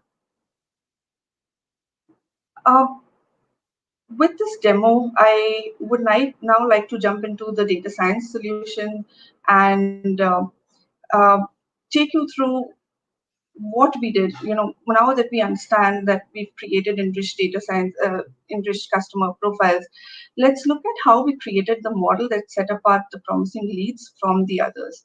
So we analyzed customer journeys up until the first quote is generated and built a machine learning model powered by random forest algorithm, which predicted the probability for conversion with approximately 75% accuracy on the out of time test data set. We followed the typical machine learning workflow of data gathering, exploration, processing model, and finally deploying the best or the most accurate model. We leveraged unified profile services in Adobe Experience Platform to get customer one views. We analyzed these customer journeys on the web. One of the interesting things worth mentioning was that the data aggregation for this was tricky, I would say, because we could only leverage the data up until the first quote, get quote is clicked. Now, this means that for some of the customers, this journey can be long and convoluted, and we would have a lot of data at our disposal to analyze. For others, this would mean that the journey is very short and there's very limited data. Another challenge was that very few unknown customers convert on any session, and that leads to imbalanced class problem that we had to address before modeling. Moving on to the important features for modeling, we studied a host of features that stand out for predicting conversion. Demographics was, of course, one of the important ones. Age, gender, PIN code can be a reflection of the quality of lead. Other obvious features that were important were insurance code, base price of the model. Um, we found that web behavior is also a major signal of the level of interest in a product. Number of visits on the web, session depth, time of site, time on the site shows how engaged a customer is. Recency of visit is another important signal. Pages browsed is of major relevance. So, for example, landing pages, site sections clicked on, download material accessed, or even the page from which a customer exits or bounces is of significant importance. It leads, and one of the things that we realized was errors on site is one of the important major indicators. It can create a negative sentiment immediately and can diminish the chances of making a purchase for anybody. So that was another important parameter. And finally, jumping on to the value delivered, one of the most important things for the customer here was getting data to insights to activation in real time, and that is what we were able to achieve with this solution. It was possible and to a great extent made very easy by data being at one place, all together collated in XTM schemas in Adobe Experience Platform. Data science was at the core of the workflow, and we knew that targeting was always optimized. The best part was that all of this could be done for unknown visitors on the website. That really was the value for the customer. I hope you found this session interesting. Please let me know if you have any questions. Thank you. Thank you. Thank you so much, Kalayarasan and Marina. It was really good to see a real customer application that you have built and gone through.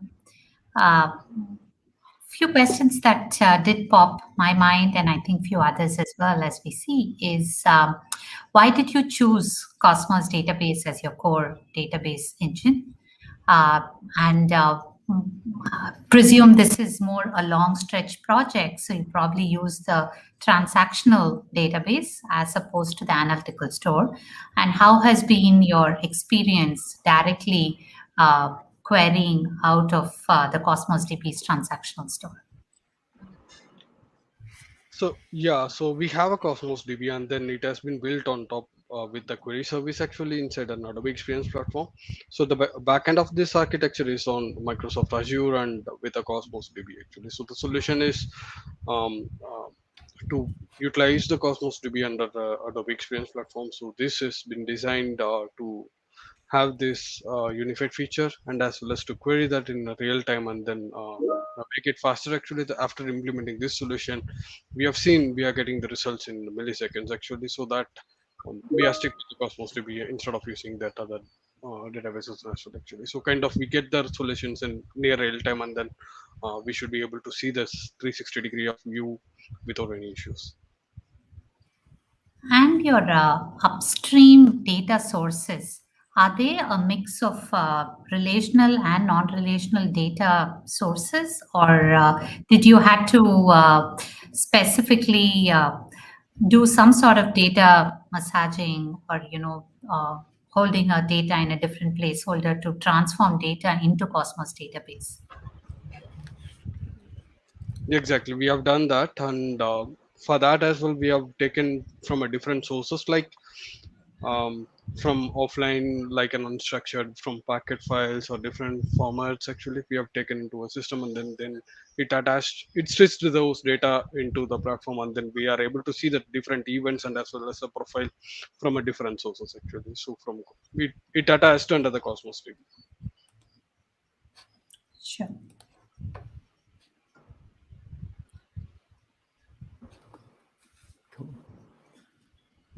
I think we're at almost time, unless there was a couple more questions, Sharanya, you had. Yeah, no, I think this has been really good. Thank you. It's really, really good to see a working demo. So totally appreciate that and your time. If we do have questions, we will put it on the chat. We will reach out. So audiences definitely do that. As we said, do tweet about these sessions at hash Cosmos DB Conf as well. And then we will now go on to the last session for the Asia time zone. Over to you, Ben. Thank you. Cool. Thanks, you. So, yeah, so for this last session, we're going to have Nazuzuki-san and Tesoro talk about designing, implementing Cosmos DB change feed architectures, which is we're saving the best to last. No, as we get a lot of commentary around the Cosmos change feed, and it's very, very popular. So we're going to have Neo-san that's going to be talking about this session, introducing and helping with the questions around this in Japanese. And yeah, I'll hand it over to Neo-san and Kazuki-san and Tesoro to discuss around implementing change feed. Yep. And this will be a fully Japanese session. So over to you. はい。 Nice. それでは、ここから日本語のセッションに移っていきたいと思います。ですね、コスモス DB コンフ、3つのタイムゾーンでやってますけども、このアジアタイムゾーン向けの、この2時間半ですね。この最後のセッションが日本語のセッションになります。そして、スピーカーはですね、日本が誇る Azure MVP2 名の方にご登壇いただきます。1人目は、三宅和之さんですね。そして、2人目、柴山こと、柴村達郎さんの2人に登壇いただきます。で、内容なんですけども、コスモス DB のチェンジフィードを使って、ラムダアーキテクチャをどう設計するかというところを、リアルワールドな、シナリオに基づいてご説明いただけるということになっております。で、これを見ているですね、日本語をご理解いただける方で、LearnTV を見られている方はそこでチャットがありまして、そこに質問を投げると我々に届くことになりますので、もしご質問等あれば随時、LearnTV のチャットでお伝えいただければと思います。それでは、三宅さん、島村さんお願いします。はい、よろしくお願いします。はい、よろしくお願いします。いきます。画面はシェアできてるのかな？大丈夫ですかね？どうかな？はい。では、デザイン&インプリメンテーション、コスモス DB チェンジフィードセントリックアーキテクチャ。ちょっと長いタイトルなんですけど、チェンジフィードの、コスモス DB のチェンジフィードを使ったアーキテクチャのお話をちょっと進めていきたいと思います。で、このセッションですね、ちょっと前半後半分けてまして、前半私の三宅の方から、チェンジフィードのセントリックアーキテクチャの、設計とか戦略について、少しお話しして、で、後半ですね、しばやにバトンタッチして、多分皆さん聞きたいであろう、実際にどうやって実装するのかとかですね、気をつけたらいいところとか、そのあたり、相当ここでしか聞けないようなノウハウ結構溜まってるんで、ぜひ楽しみにしてください。ではちょっと最初に私の方から、設計戦略の方ですね、チェンジフィードの話したいと思います。このチェンジフィードを使ったアーキテクチャって、多くのシナリオ、私もちょっとこうやって仕事で関わってると、多くのシナリオは大体ここにマッシブデータプロセッシングとか書いてますけども、大量データ処理を、例えば IoT だとか、工場のプラントのデータを大量に取得して何かデータ処理をして、次の、アプリケーションになんかつなげていくっていうような、データのそのパイプラインのようなですね、仕組みっていうシナリオが非常に多くなっていて、ここ2、3年、このパターンで設計している事例がとても多くなっています。で、そこでよく言われることが、ここにバランシングマッシブデータライティング&コンプレックスクエリって書いてますけども、このパッと見相反する大量データの更新と複雑なクエリによるデータの読み込みだとか分析っていうようなものをなんとか両立させたいっていうニーズが非常に高いんですよね。で、その時によく言われるのが、書き込みのパフォーマンスはでも劣化はさせたくない。劣化させてしまうと、最近のこのあたりのデータのパイプラインって、リアルタイムにどんどんデータが入ってきてしまうので、一回でもフェールしてしまうと、もう全体が崩れてしまう。そういった業務を前提としているので、パフォーマンスの劣化っていうのは絶対できない。させられない。それから、かといって、じゃあクエリを犠牲にするかというと、それも非常に最近やっぱりデータの、見方っていうのが、多種多様なデバイス、それからツールで、見たいというニーズが高まっているので、そこも犠牲にしたくないっていう、ちょっと両立できないんじゃないのっていうようなことを、要求されます。で、かつやっぱりクラウドなんで、コストについては、使った分だけっていうよりは、このマッシブデータプロセッシングの場合は、処理した分だけ、コストを、適切に払うっていうような、そういったモデルを前提としているっていうのが最近の傾向です。で、従来どうしてたかというと、全部が全部というわけじゃないですけども、よくあるパターンとしては、この両立させにくい2つのテーマを実現するために、結果的にですね、ハイパースケールと言われているような、もう非常に高価でリッチなデータベース、データストアを持ってきて、なんとか、お金で解決するような話じゃないですけども、力技で、この両立を、2つの相反する要求を両立させてきたっていうのが、よくあるパターンだったんじゃないでしょうかね。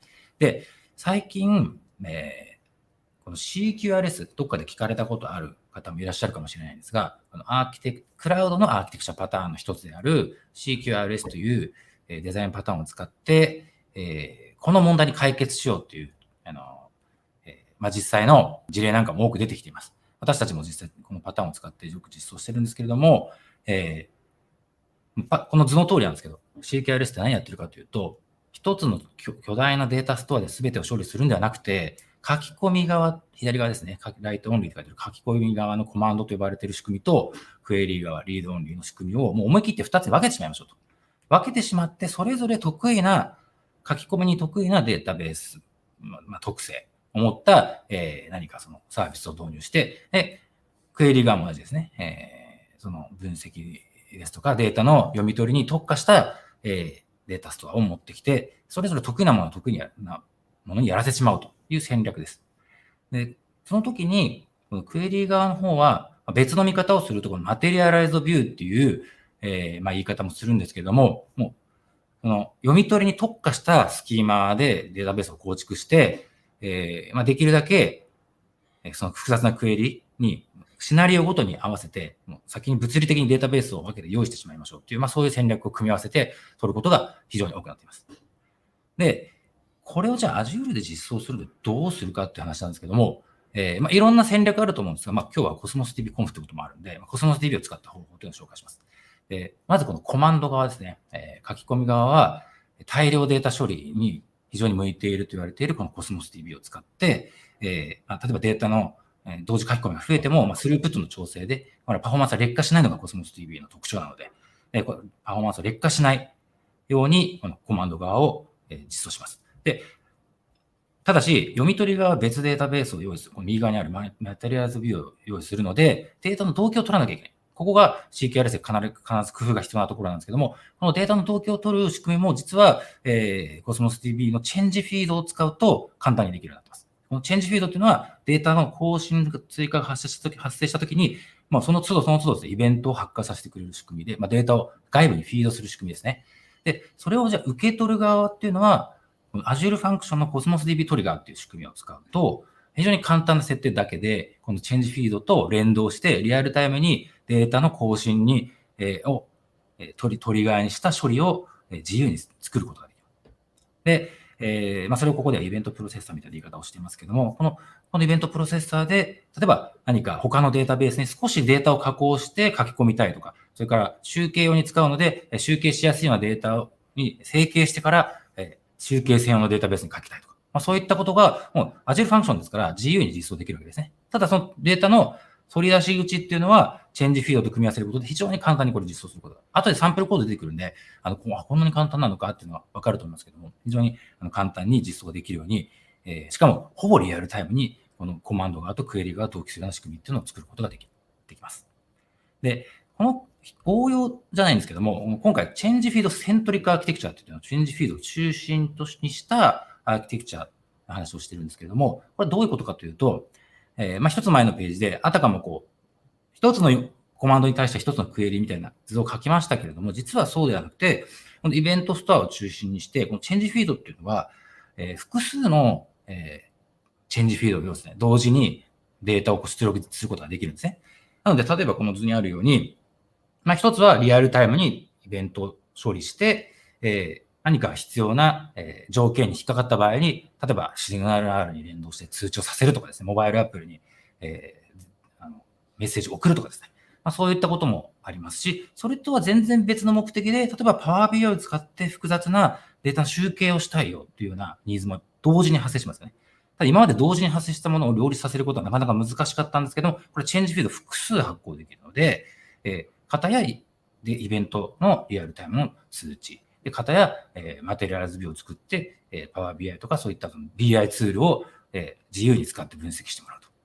それから、もしかしたらそれ以外にデータを何か永続的にアーカイブをして、また再利用するみたいなニーズもあるかもしれないです。これ複数どんどん追加していけるっていうのが、このチェンジフィードの特徴で、一番強みじゃないかなというふうに思っています。で、実際にそれを実現してしまっているもう素晴らしい例があるんですね。それが、この図にある通り、JF エンジニアリングさんという会社なんですけれども、ここでは、この図にある通り、真ん中にチェンジフィードを、CosmosDB を置いて、そこに、イベントハブ、左側には膨大なIoT のデバイスが控えてるんですけど、そこからもうずっとデータがですね、もう膨大なデータ量がリアルタイムに Azure イベントハブ経由で入ってきます。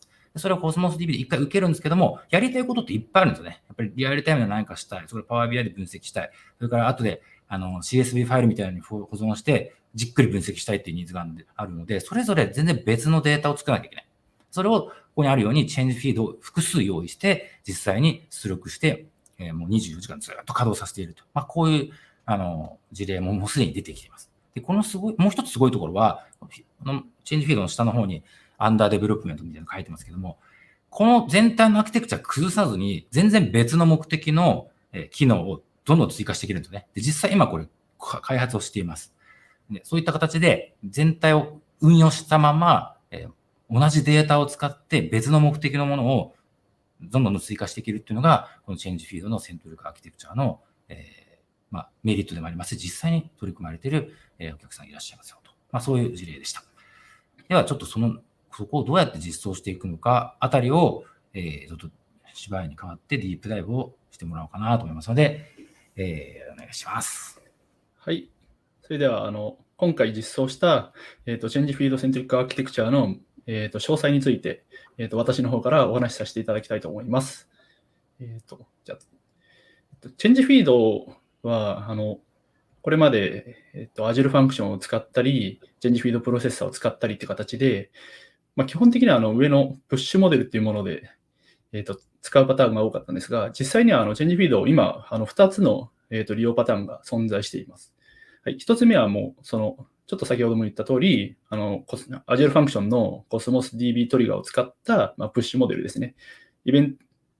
Cosmos DB に何かデータの変更があれば、その都度 Azure Function が実行されて、ほぼリアルタイムで処理を行える。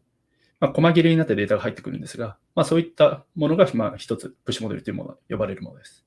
データが細かく入ってきて、ほぼリアルタイムで処理ができるっていうものになるので、データの変換であったり、今回のようにストリーム処理ですね。そういったものをずっと流れてくるような、大量データがずっと流れてくるような、処理に関しては、この一つ目のプッシュモデルというものが非常に向いていると思います。で、この二つ目なんですが、ちょっと今、SQL API のみで、SDK もちょっとプレビューでのリリースにはなるんですが、プルモデルというものが存在しています。プッシュに対してプルですね。プッシュはもう、トリガーの方が自動的にプッシュしてくれるんですが、プルモデルの方は自分から取りに行く必要があります。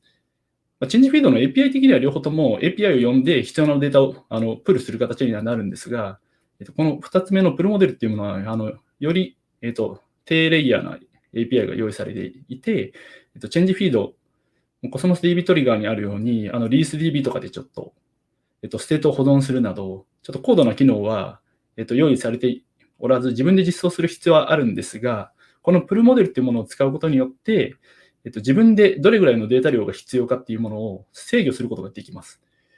なので、今、上のプッシュモデルの方だと、だいたい、100件とか1000件とか、データ量にも、1回のリクエストの、サイズにもよるんですが、1回で実行できる件数、データ量の上限というものが決まってるんですが、この下のプルモデルというものを使うと、1万件までは頑張って取るみたいなコードも簡単に書けるので、バッチ処理ですね。もう1回にまとめ、そこそこで大きなデータ量が必要な処理に関しては、この2つ目のプルモデルというものが使えるようになっています。じゃあ次お願いします。で、データトランスフォーメーション、データ変換とストリーム処理なんですが、基本的にはこの、プッシュモデルというものは、先ほどから何回も言った通り、非常に、低レイテンシー、リアルタイムで、ほぼリアルタイムで処理ができます。そういったものなので、ストリームデータ、もう常時流れてくるようなものに非常に向いています。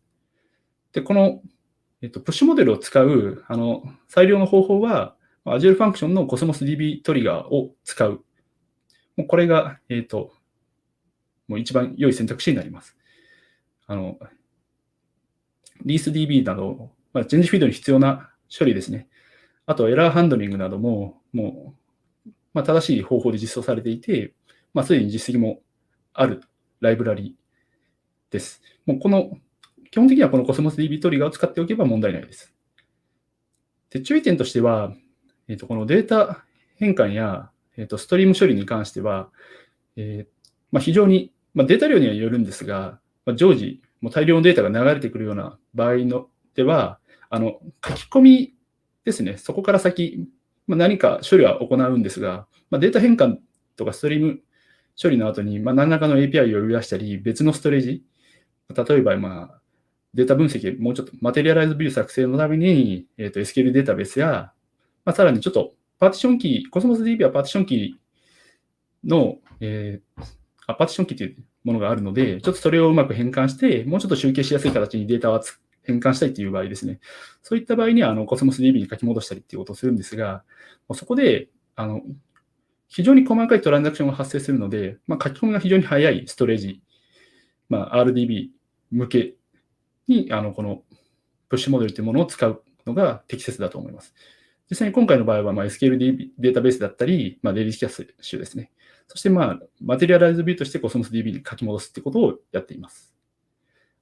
で、このプッシュモデルのサンプルコードなんですが、非常にAzure Function での Cosmos DB トリガーのドキュメントなどでも、よく見るものだと思うんですが、本当に属性を一つ、Azure Function なので、Cosmos DB トリガーという属性を一つ定義するだけで、その特定のコレクションの、干渉して、何か変更があれば、データを自動的に取得してくれて、このファンクションがキックされるという形になります。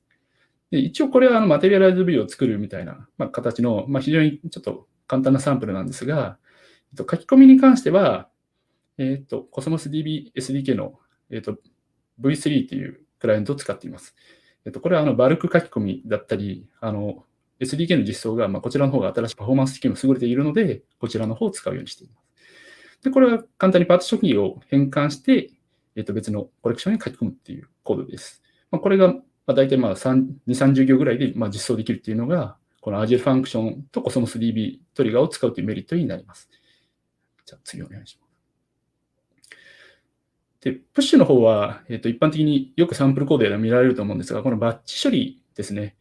もう一度に、大量のデータ、100件とか200件とかじゃなくて、1万件とかもっと処理したい。メモリの許す限りデータを取得して、何らかの集計処理など、アーカイブなどを行いたいっていう場合に、この、プルモデルの方を使います。で、ちょっとこのバッチプロセッシングの方に関しては、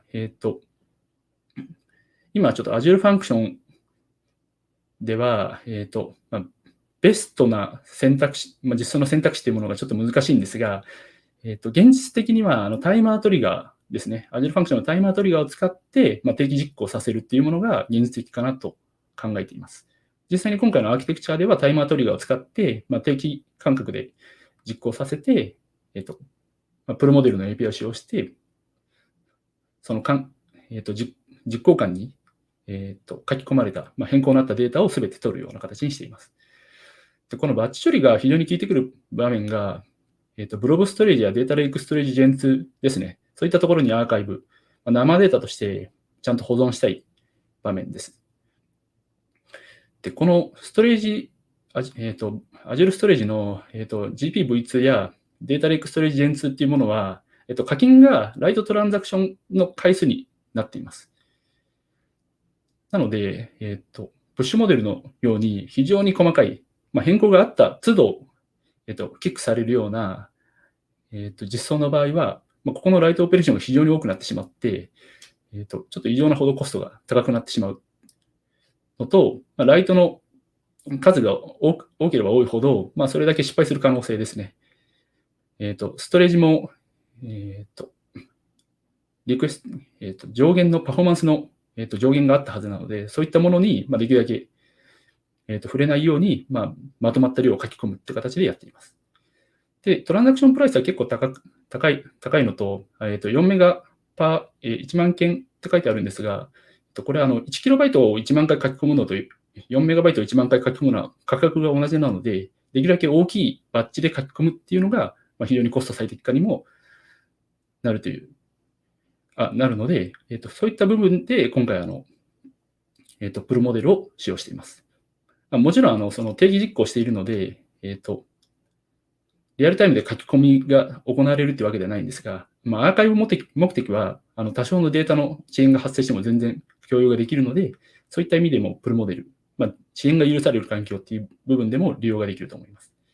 で、こちらのサンプルコードなんですが、ちょっと今回タイマートリガーを使った、ちょっと簡略的なものですね。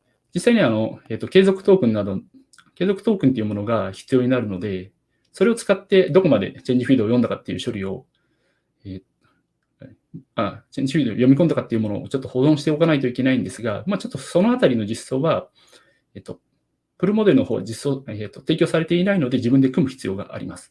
ちょっと非常にそのあたりのトークンの、読み込みや保存っていう部分は、今回のこのサンプルコードから抜いているんですが、Get Change Field Iterator という、このプルモデルはイテレーターモデルですね、になっているので、そして終わりのないイテレーターですね。もう常時、ハズマーリザルトというこのプロパティが true になるような、無限に続くイテレーターになるので、それを使って、都度、必要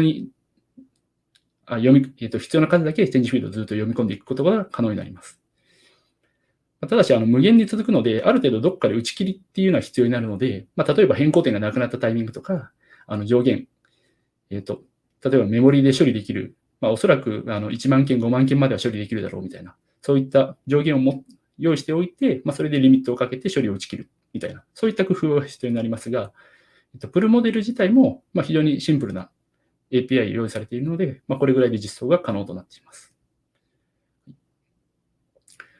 で、チェンジフィードを使うと、非常に柔軟かつスケーラブルで拡張性の高いアーキテクチャというものを実現できるんですが、もう信頼性の高いアーキテクチャを実現するためには、この3つの要素が非常に重要となってきます。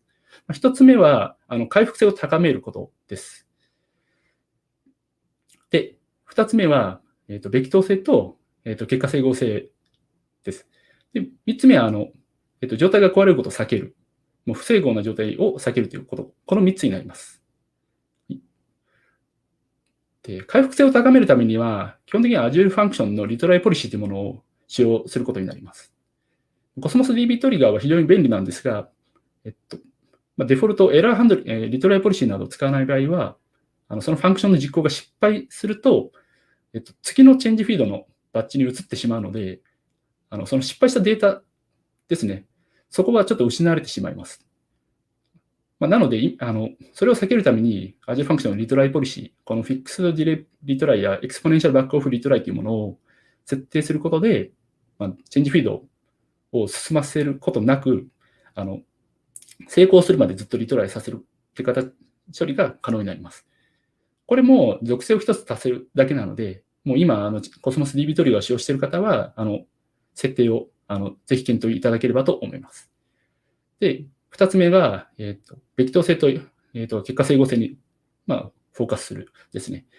もうクラウドサービスを使用する場合は、もうこの2つは非常に重要になってくるんですが、もう今回のアーキテクチャでも基本的には、実現できる部分はべき当性を非常に重視しています。ただし、べき当性、Cosmos DB や SQLDB の場合は、デリートっていうものが行えるので、トランザクションなり、そういったもので元の状態に戻すということが比較的容易なので、これらのデータベースの場合は、べき当性を重視できるんですが、書き込みしかできないものですね。代表的なものは、ブロブだったり、データレックストレージ Gen2 なんですが、こういったもの、ストレージに対しての処理に関しては、基本的にはもう、べき当性を担保するのは非常に難しいので、結果整合性を重視します。正確には、必ず1回書き込まれる、必ず1回は実行されるというものに、取り組みます。このあたり、プルモデルを使って、チェンジフィードを進ませないという形で、リトライは自由に実装できるので、エラーハンドリングを適切に行うということが重要になります。はい。そして最後ですね。これは最近、個人的には非常に強くいろんなところでアピールしてるんですが、不整合を避ける。もうそのためにはグレースフルシャットダウンを正しく実装するという形になります。Azure Function はサーバーレスで非常に便利なんですが、新しいアプリケーションをデプロイしたり、プラットフォーム、OS だったり、アップサービス自体のアップデートで、たびたびAzure Function の上で動いているアプリケーションというものは再起動されます。そういったときに、例えば Azure Function で、プルモデルを使って、バッチ的な処理が動いているときに、再起動が走った場合、じゃあどうなるみたいな。そういったところまで考えます。そのためには、グレースフルシャットダウンを実装して、そういった不整合な状態になることを避けます。そして、さらに、リトライポリシーを組み合わせることによって、回復性も同時に高めます。なので、基本的にはこのグレースフルシャットダウンは、キャンセラレーショントークンっていうものと、このリトライポリシー、フィックスデリトライやエクスポネンシャルバックオフリトライっていうもの、この組み合わせで実現するのが非常に回復性も高く、全体としてのアーキテクチャの信頼性を高めることができます。はい。で、ここまでの3つの点を実装することによって、回復性高い、信頼性の高いチェンジフィード中心アーキテクチャを今回実装して、ほぼノートラブルで、稼働を続けています。で、ここまでの、話なんですが、マイクロソフトの Docs やGitHub などに、非常に、充実した資料がありますので、ぜひこちらの方を参考にいただければと思います。はい。じゃあ、私の方からのちょっとディープダイブの説明に関しては以上となります。はい。以上で、チェンジフィードセントリックのアーキテクチャのセッションでした。ありがとうございました。がとうございました。それでは、Q&A セッションというか Q&A の時間なので、いくつか質問をしてみたいと思います。ですね、まず最初の話なんですけど、イベントソーシングパターンのイベントスタートして Cosmos DB を使おうという話と、その後の、なんとかな、GQRS というところの、クエリというかいろんなプロセッサーにある種タブサブ的に多数の、プロセッサーに対してそのチェンジフィードを伝えられるっていうアーキテクチャだと思うんですけども、例えば紹介いただいた JFE さんでしたっけの事例で、もしチェンジフィードがなかったらどんな感じの実装になって、どれぐらい大変になったかみたいなのって。これ実は最初はチェンジフィード使ってなかったんですよ。そうなんですね。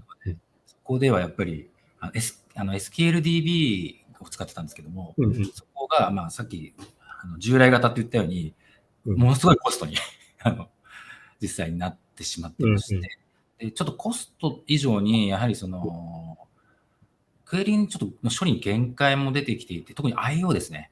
CPU よりも IO、データベースの IO に非常に負荷かかって、ちょっとかなり厳しい状況になっていて、これ以上はデータ増やせないんじゃないかっていうような限界に達してたというのが現状ですね。はい。了解です。そしたら、もう一つですね。タイトルにラムダアーキテクチャって入ってたと思うんですけど、その心は多分バッチ型の、プルモデルでデータレクとかプロブに持っていくと、そちらが分析用のものになって、コスモスのスピードレイヤーというか、ホットパスのだと思うんですけども、これも、そうだな。例えば、チェンジフィードがないときは、どんな感じの実装になってみたいな。比較できる。もう、やっぱり同じなんですけど、SQLDB を、要は、トランザクション処理と分析処理両方に使ってやっていたっていうのが実情で、そこから、ダウンロードするようなプログラムを作って、DB からファイルを生成してみたいなことをやっていたので、確か検索制限とかつけざるを得なかったんですよね、確かね。これそう時代はね。そうですね。あと、やっぱり基本的にチェンジフィードですね、今回の Cosmos DB を中心にすることによって、データの流れが一本化されるっていうところが非常に大きなメリットかなっていうのは感じてはいます。例えば、今回の CQRS のパターンですね。イベントハブ使って複数のサブスクライバーがいれば、確かに実装はできるのかもしれないんですが、あとはイベントハブが一つで受けて複数のストレージに書き込む。一つのファンクションが、SQLDB に書き込みつつ、データレックストレージに書き込みつつみたいな実装はできるとは思うんですが、そういった部分は一つの Azure ファンクションが複数の責務を持ってしまうので、非常にリトライとかが難しくなるんですよね。信頼性を高めることが難しい。SQL は書き込みが成功するんですが、ブログの方に書き込みが失敗した場合、じゃあどういうふうに戻すべきなのか。リトライをどうするかみたいな。例えばその逆もあり得るわけなので、そういった部分を一つのファンクションで持たせるっていうわけではなく、チェンジフィードを一旦 Cosmos DB に書き込むことで、それぞれのファンクションが自分の必要なタイミング、必要な流量でデータを取得するってことができます。で、さらにデータは Cosmos DB 一つ、もうそこバラバラになるわけじゃないので、絶対同じデータなので、そういった意味でも一貫性っていう意味で、非常に、今回のアーキテクチャは、全体としてのコード量も非常に少なくなり、リトライも非常にシンプルな戦略でいけるようになり、基本的にはいいことだらけって形になっています。なるほど。もう一つ、ちょうどリトライの話が出たので、リトライポリシーの質問したいと思うんですけど、Cosmos DB トリガーでトリガーされたファンクションに、リトライポリシーを無限に設定するって話があったと思うんですけど、そのファンクションから書き出す先のデータストアが比較的長時間にわたって障害になってしまうような時が、可能性としてあると思うんですけども、その場合に無限にリトライし続ける処理が無限に溜まっていくと大変だろうなと思うので、サーキットブレーカー的なものも必要なのかなと思ったんですが、そのあたり、どういった場面があるかなと聞きたいです。はい。そこに関しては、エクスポネンシャルバックオフリトライっていうリトライポリシーがあるので、そこで、クラウドの、障害に適したリトライ処理っていうのが、最初から行えるようになっています。リトライ間隔を長くするってことね。はい、もう長くします。はい。もうサーキットブレーカー、もう、当然ながら実際できるんですけど、基本的にチェンジフィードの場合は、コスモス DB にデータが溜まってる間は、必ずそこからリプレイができるっていうメリットがあるので、正直あまり長時間止まったとしても、大した影響、ビジネス的にはそういう影響は確かにあるんですが、回復するまでっていうのはあるんですが、実装的には、コスモス DB に例えば TTL で7日間とか1週間とか2週間とか溜まっていれば、その2週間の間は別にSQLDB が完全に死んでいたとしても、その途中から必ず一貫性保った状態で復帰できるので、あまりそうですね、重要視はしていなかったりします。そこのリトライ間隔の設定だけで十分対応できるかなという部分ですね。了解です。それでは、ちょうど時間もいい感じなので、Q&A はこれで終わりにしたいと思います。それでは、改めて、三宅さん、柴村さん、ありがとうございました。はい、ありがとうございました。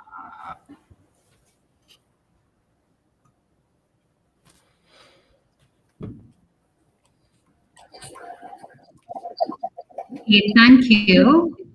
We are back. Yep. I wish I learned Japanese. Thank you. Device session.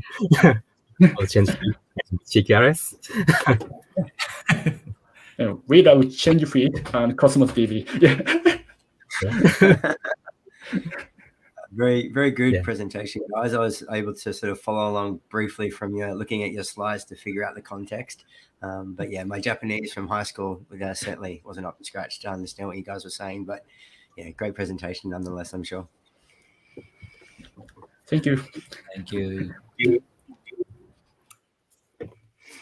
So we've come to the end of this segment, which is the Asia time zone part. We'll take a short break, and there will be the next time zone, which is the EMEA, the Europe time zone family session, starting maybe in another 3.5 hours from now. So you have that on the live TV, on the YouTube channel, and also at godcosmos.conf. So you have it in all these places for you to go and latch on. Here's like a quick wrap up, Ben. Do you want to kind of have a very quick chat as to your run through highlights of today in terms of the sessions that went through, starting with Htap, Cosmos for SQL, Graphql, customer Adobe coming and talking about real-time scoring, and then of course change feed, which is more like our old but surely steady friend. What's been your thoughts? Yeah. I think we had a very good assortment of sessions this afternoon. We sort of had the session focused on with Martin around the SQL developer or SQL database admin or the relational database person going to NoSQL and what they need to look out for. So I think it was a good round out of topic for those people. We catered for the data science people through two concepts, really. One through the analytical queries, which Will was talking about with Synapse Link, and also through the real-time scoring and stuff as well with that presentation with, I'm not going to be able to pronounce his name correctly, unfortunately. And I thought that was great. And so those two things can go together very well. I also thought that the presentation around GraphQL with Aaron, with the demos always go down well. On the edge of my knowledge there, I have a good understanding of gRPC, but I'm not sure how that relates into GraphQL or whether they compete or they're separate sort of componentry. But I suppose all of it shows that Cosmos can be used across all these different layers in these different segments and can be an advantage to the solution that you're going to output. So I think some really good take-home messages from different sessions there that we can utilize moving forward, definitely for people watching this later on. That's absolutely the case as well, right? Like to Ben's point, many of the sessions, as you see, Cosmos DB is kind of taken for granted. Like when we look at GraphQL over Cosmos DB, the focus was really about choice of using Azure Functions versus App Service, and then running that GraphQL in memory on Azure App Service, and then so magically connecting to Cosmos DB in a way that makes full stack development easier. So there was this good iteration of the fact about how database is so critical, but a really good solid database is when the applications can take the limelight or highlight to be able to connect to it seamlessly. It was again showed in the real-time scoring personalization with the Adobe Experience Platform session. Most of the session was really about how did they actually do the scoring? What were the business parameters that they wanted to score on? And how did they set up their modules? But really, what is the fuel? Is Cosmos DB helping them with high availability in terms of low latency? They didn't have to use a cache. They were able to use the OLTP store, but able to run queries over that, so on and so forth. So yeah, I think to me as well, it's been really cool to see customers and people outside of the Cosmos DB team and Microsoft team being able to share and tell us things that went well and how we can do better, tips and tricks. Yeah, and I think the part you touched on as well is with the real-time scoring or the analytical processing, that is require, or even from the GraphQL, because it's from the front end, right? These require fast, millisecond response times to get that information back quickly. And they're three different distinct use cases, right? So what that serving layer just shows the seamless integration of how Cosmos can report back fast and quickly. Whilst we didn't sort of touch on the ideas around geo-replication or the multi-master rights and the 5 nines have high availability, but that's what you get out of the box. And I think that's a really good sort of example of those different use cases. And not to mention change feed, of course, which a staple granted feature in Cosmos, but that opens up the whole event-driven event sourcing, event-driven architecture. And then if you explore that further to Kafka syncs for Cosmos as well. So yeah, there's a lot of great stuff there that I'm sure some other people will talk about in some of the on-demand sessions that people can watch. Whilst we're waiting for the EMEA stream to come on board, there's a whole lot of on-demand sessions out of the go to cosmos.conf, and then you go on demand, and there's about 10 or 15 or whatever on-demand sessions that you can watch anytime. Yeah, so thank you, all of you. It has been great to chat. Reminder again, feel free to tweet with a hashtag #CosmosDBConf and follow on with all the live sessions and the recordings. The European time zone isn't far away. We have some very interesting sessions coming up there. Integrating AKS, Azure Kubernetes Services on Cosmos DB, and how does that work? Azure Functions using serverless database programming model, that's coming up as well. We also have certain ISVs talking about data modeling. How do you choose schema, embed versus reference versus how do you work with a schema? And then really, how can you leverage the operational side of Cosmos DB, for which it's been well known till today. So some of really good sessions coming up. Stay tuned, take a break. Until then, see you soon as well. Thank you very much.